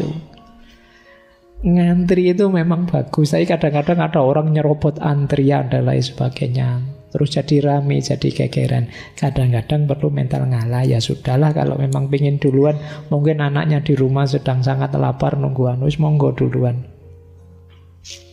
Wong ndak penting. Jadi masih, seandainya kita telat, kita kalah, kita ndak duluan, ya ndak ada efek apa-apa untuk hidup kita. Nanti selesai ngaji, rebutan keluar duluan, nyari sandal, nyari motor itu kan, ya terus ayo latihan ngalah, yo monggo yang mau duluan ini. Oh ternyata motor saya yang nutupi jalan, yo kamu duluan. Kan gitu saja. Nggak harus dibikin rumit. Kita sering membuat rumit hal-hal yang simpel. Kalau nggak penting, yo ngalah saja, ngapain sih? Kecuali hal-hal urgent, hal penting. Terus yang kedua, mungkin kita harus ngalah juga ketika kita ndak yakin, ndak mantep dengan pandangan kita. Debat misalnya, wah yang benar begini loh, yang benar begitu loh. Kadang-kadang kita juga tidak terlalu yakin dengan pikiran kita, tapi kan gengsi kalau kalah. Nah, terus kita ngeyel. Sudah baca sendiri. Oh yo, belum baca sih, tapi menurut saya ngono ya. Wong yo ndak mantep tapi ngeyel. Mungkin sama-sama ndak mantepnya, saya sana juga ndak mantep, kita juga ndak mantep. Alah, wong sama-sama ndak mantepnya saja. Monggo lah kalau kamu mau yakin yang itu, kita jalan dengan itu. Kan ndak masalah. Wong sama-sama ndak mantepnya. Sama-sama masih hipotesis, sama-sama meragukan. Nah, masih belum teruji dua-duanya. Mungkin di konteks ini ya monggo ngalah saja, ndak apa-apa. Atau yang ketiga, saya ngomong yang baik, dia juga ngomong yang baik. Saya tahu tawaran dia juga baik, tapi tawaran saya kan juga baik. Ini kan antara yang baik dengan yang baik. Mbok wis kamu ngalah saja, toh yang jalan yang manapun juga sama-sama baik. Kamu milih mana? Naik motor tak bonceng ngopo? Naik gojek nanti tak bayari. Ini sama-sama baik, kok kamu ngalah saja, nggak usah ngeyel. Yang mana saja kan oke. Nanti jangan gegeran, sudahlah naik gojek saja tak bayari, mbok ndak tak bonceng saja. Terus gegeran, ngapain wong podo-podo api Sudah ditetapkan salah satu, kamu ngalah, ya sudahlah kalau kamu pengen bonceng, ayolah. Kan gitu saja selesai. Gitu loh. Kamu milih mana nanti? Itu kan tempat duduk saya. Misalnya, saya biasanya ngaji di situ kok. Ya sudah, kamu pakai tempat duduk saya, atau saya pakai tempat dudukmu, itu ya podo wae lah, wong ngaji cuma di sini saja, sama-sama baik. Sama-sama ngajinya. Kadang-kadang kita itu berhadapan dengan pilihan yang baik dengan yang baik. Karena memang basicnya kita ini kan orang-orang baik dalam tanda petik ya. Tidak jahat sama sekali. Saya menginginkan kebaikan, dia juga menginginkan kebaikan kok. Cuma sudut pandangnya saja beda. Dalam konteks ini mungkin ya mengalah bisa jadi solusi biar tidak ada masalah yang tidak perlu. Pakai solusimu, ayo, tidak apa-apa. Menurut saya juga baik. Solusiku kalau kamu mau ini. Kan gitu saja. Yang terakhir, kadang-kadang kita perlu mengalah ketika ada nilai lebih penting yang harus diperjuangkan. Sudahlah saya ngalah, ndak apa-apa, ikut kamu. Karena kalau saya ndak ngalah nanti kita bisa pecah persahabatan ini. Bagi saya persahabatan lebih penting. Jadi ada nilai lebih tinggi yang ingin kita pertahankan. Jadi kadang-kadang kita perlu yang semacam ini. Sudahlah, tidak apa-apa saya yang kalah nanti. Kalau kamu kalah bisa lebih fatal akibatnya, misalnya. Nah, ini namanya memperjuangkan nilai. Demi memperjuangkan nilai ini, tidak apa-apa saya ngalah, saya berkorban ini, saya berkorban itu. Jadi ada situasi-situasi yang sebaiknya kita mengalah. Ya tentu saja tidak semua situasi. Misalnya situasi kayak tadi yang pertama, kalau tidak terlalu penting ya. Tapi kalau sangat penting ya jangan ngalah. Menyangkut nyawa misalnya ya jangan ngalah. Kalau ada yang bilang ambil saja nyawaku, itu kan hanya anak-anak gombal yang bilang begitu. Aslinya ya jangan. Kalau urusan yang sangat penting. Makanya tadi saya bilang ini senjata harus pas makainya. Ada beberapa quote yang mungkin teman-teman bisa merenungi ya. Kenapa kita harus mengalah? Ada peribahasa menarik. Diam bukan berarti lemah. Mengalah bukan berarti kalah. Berserah bukan berarti menyerah. Semua ada waktunya. Ya tidak sepenuh hidup kita mengalah. Nanti ada waktunya. Kalau waktunya ngalah, ya mari kita ngalah saja. Demi nilai yang lebih besar tadi. Ada kalanya orang mengalah itu juga terpaksa. Itu ada quote kedua itu. Tiap hati punya batasnya.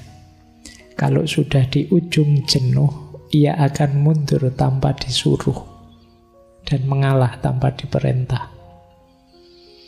Nah, ini kalian mungkin bisa mengkontekskan dalam hidupnya ya. Kadang-kadang kamu berhadapan dengan situasi yang ya mau ndak mau saya harus ngalah. Kalau diterus-teruskan gini saya capek. Nah, itu situasi batas yang ya sudah. Memang ndak bisa diperbaiki lagi. Ndak bisa saya ngalah sudah.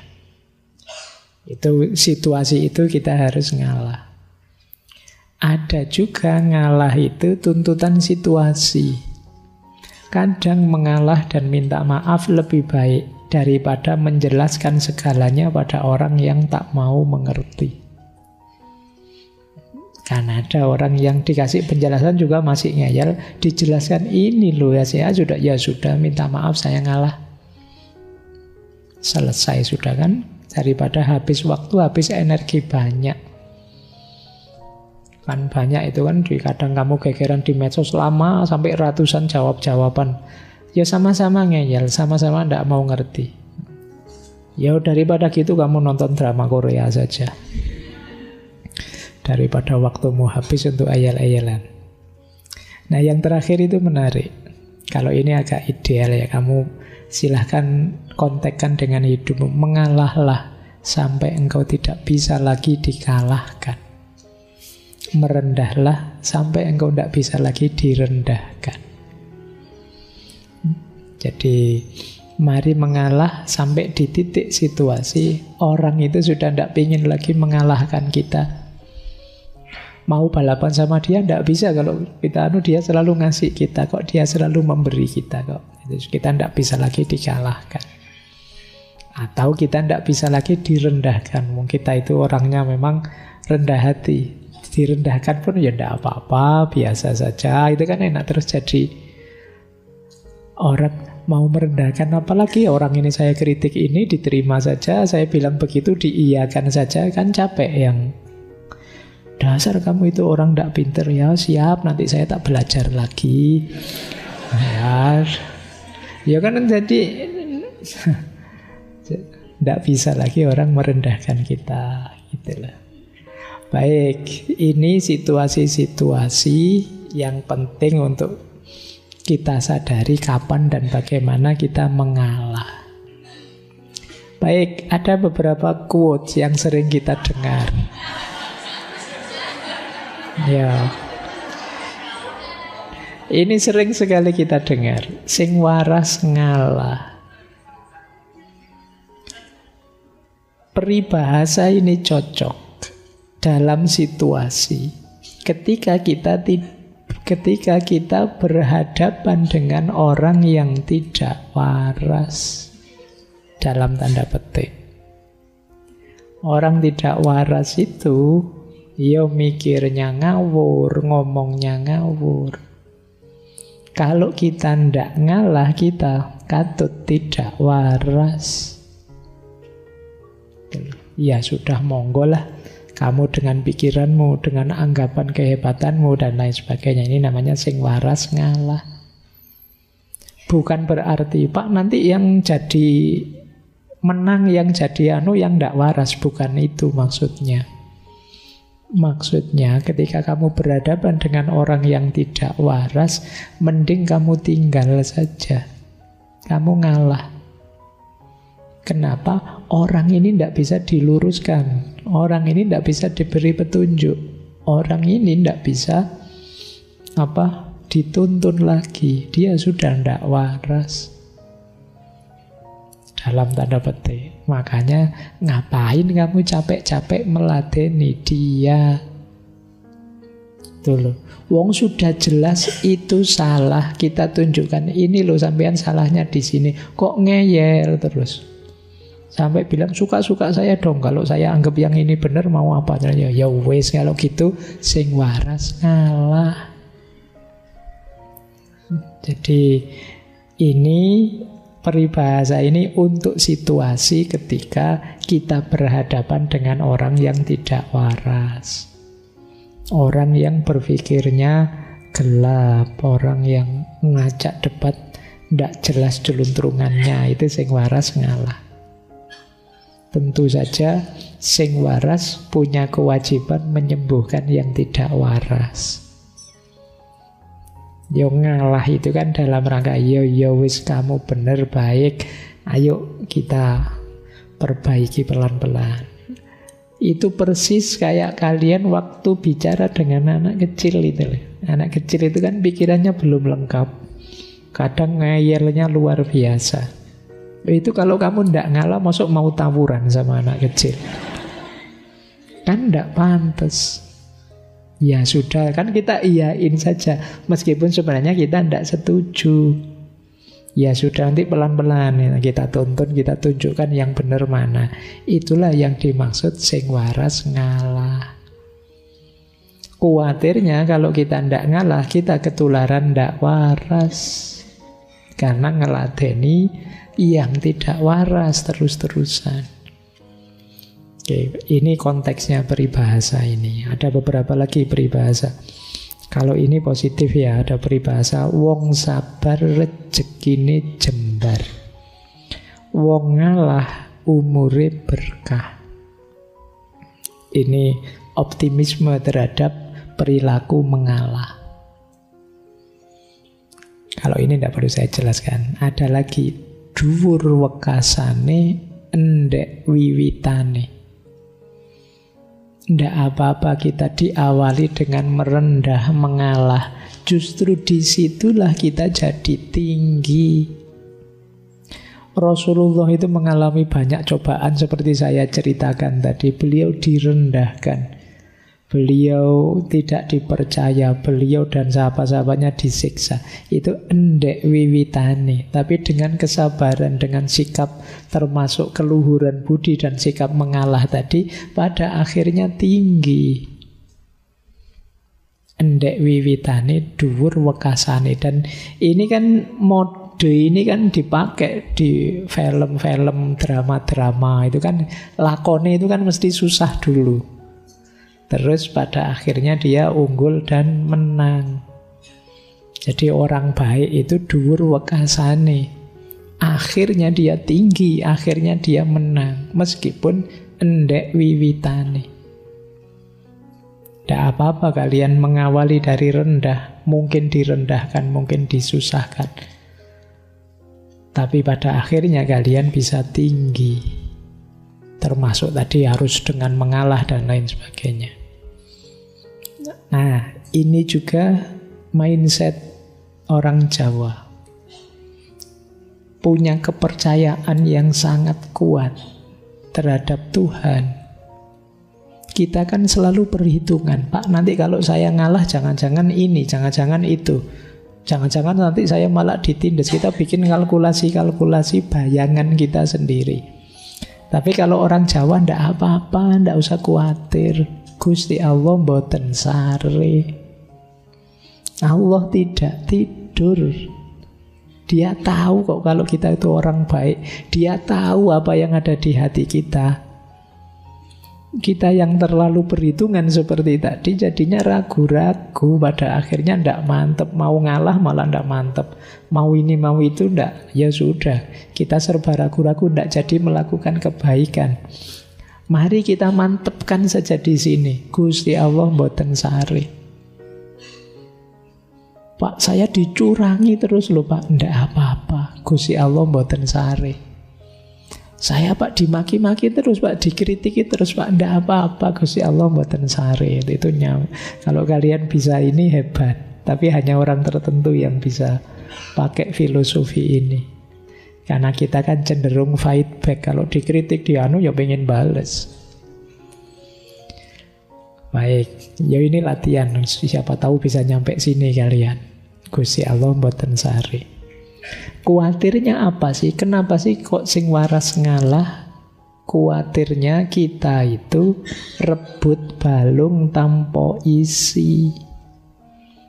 Memperebutkan sesuatu yang tidak ada gunanya. Memperebutkan tulang yang tidak ada isinya. Wong cuma balung saja, ngapain sih? Alah, wong tema tidak jelas itu aja. Mbok wis terserah dia mau apa, ngapain kamu berpanjang-panjang debat. Hanya rebut balung tanpa isi. Terus kalau perdebatanmu menang kenapa? Kalau kalah kenapa? Nah ini yang dimaksud rebut balung tanpa isi. Ya menang saja Pak, dapat lega, puas saya. Nah cuma itu saja. Oh itu berarti itu namanya rebut balung tanpa isi. Bahkan kadang-kadang rugi, kehilangan persahabatan.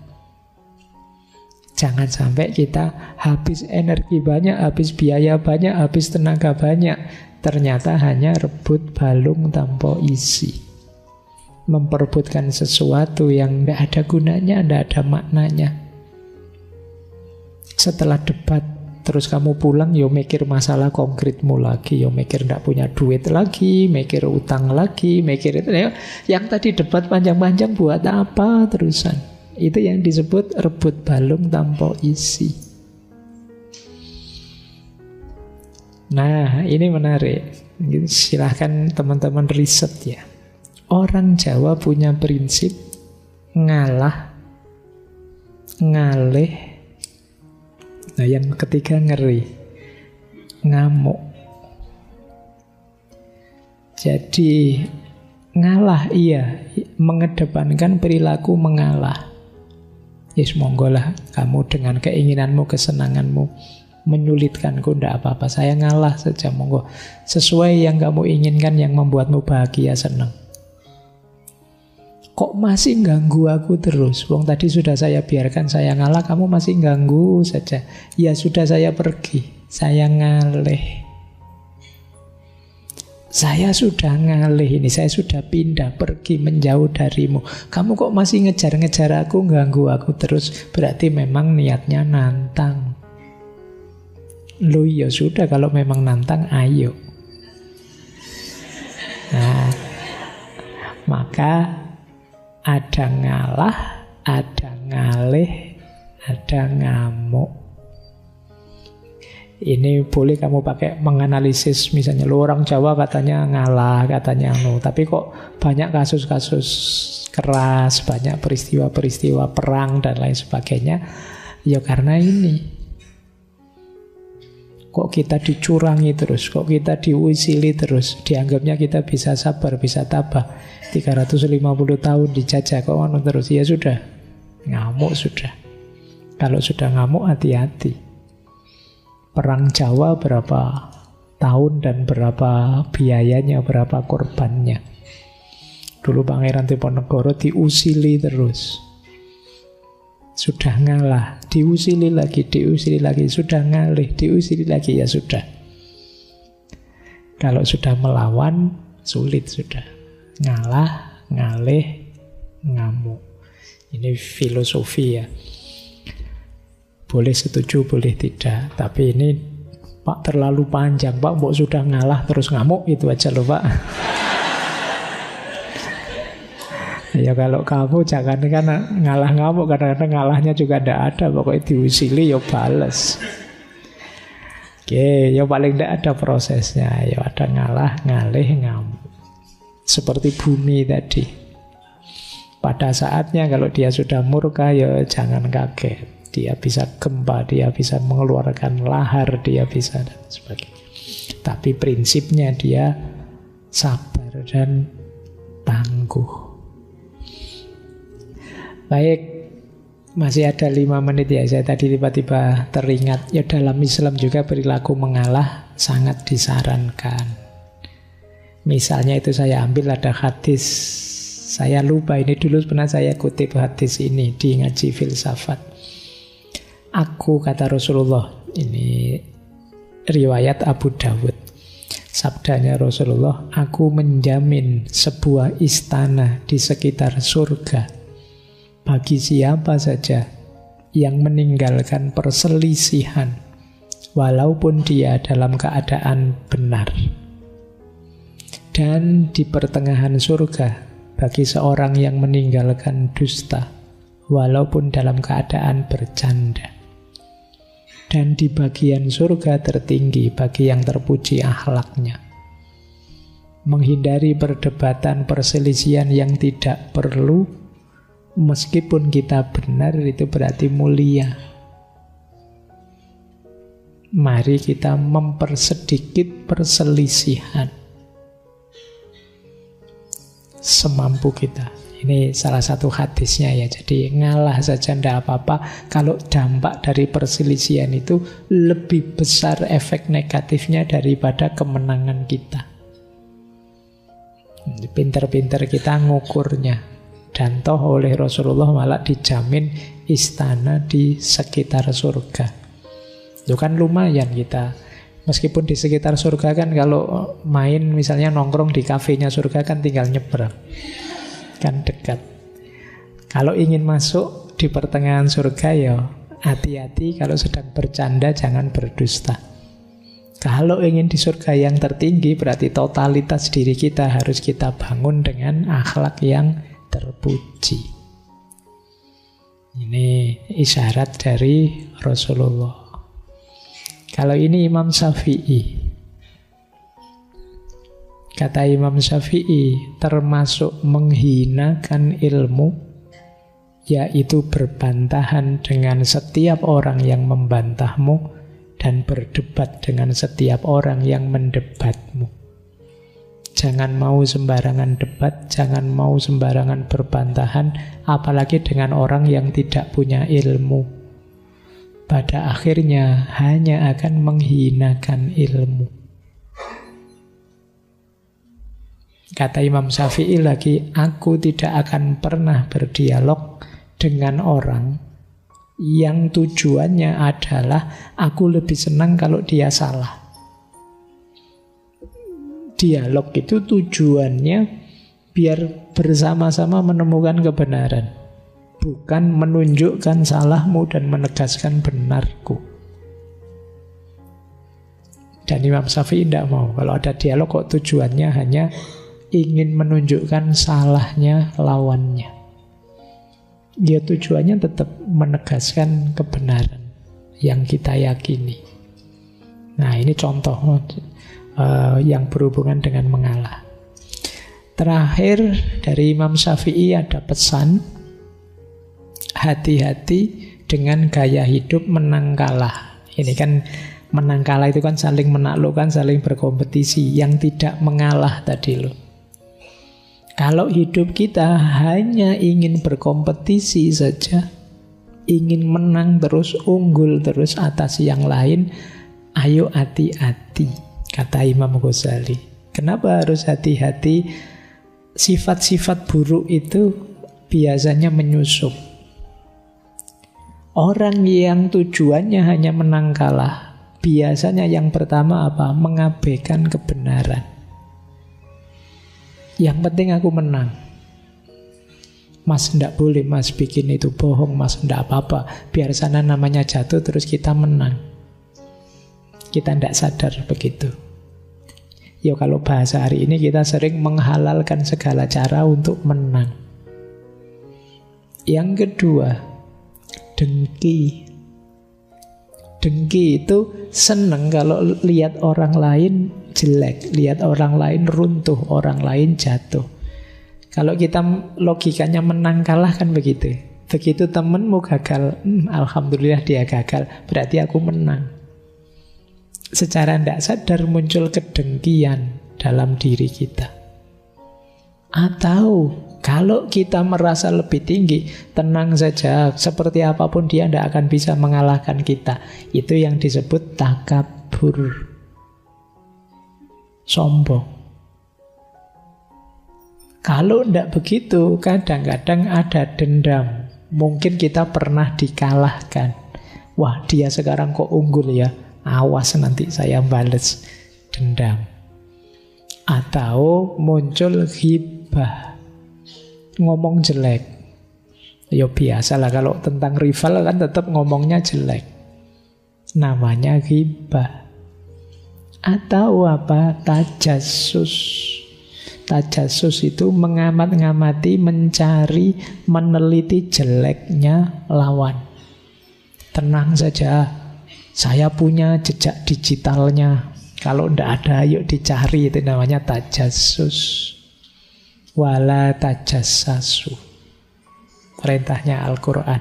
Jangan mengamat-amati, mencari-cari kesalahan. Jangan jadi intelnya yang lain, kecuali kalian memang intel. Kalau bukan intel ya jangan praktek jadi intel. Jangan tajassus. Kadang-kadang kita jatuh pada munafik. Demi bisa menang, kita menciptakan kepalsuan-kepalsuan diri. Dan tentu saja mudah terjebak riya, pamer. Ini lo hebatku, ini lo luar biasaku. Jadi hati-hati yang mode hidupnya menang kalah. Pak, apa enggak boleh Pak, kita menang, kita unggul dari yang lain boleh, tapi jangan dijadikan mode hidup. Pak, saya itu cuma belajar saja, pingin nilai tinggi. Ternyata kok malah jadi yang terbaik Pak, saya unggul. Ya enggak apa-apa, alhamdulillah. Tapi tidak diniati sejak awal untuk mengalahkan semua yang lain, entah caranya gimana, saya harus nomor 1. Kamu melakukan kebaikan semaksimal mungkin, ternyata terus jadi yang terbaik, ya enggak apa-apa. Tapi tidak sejak awal diniati untuk menang kalah, bahwa saya harus unggul, yang lain harus jelek.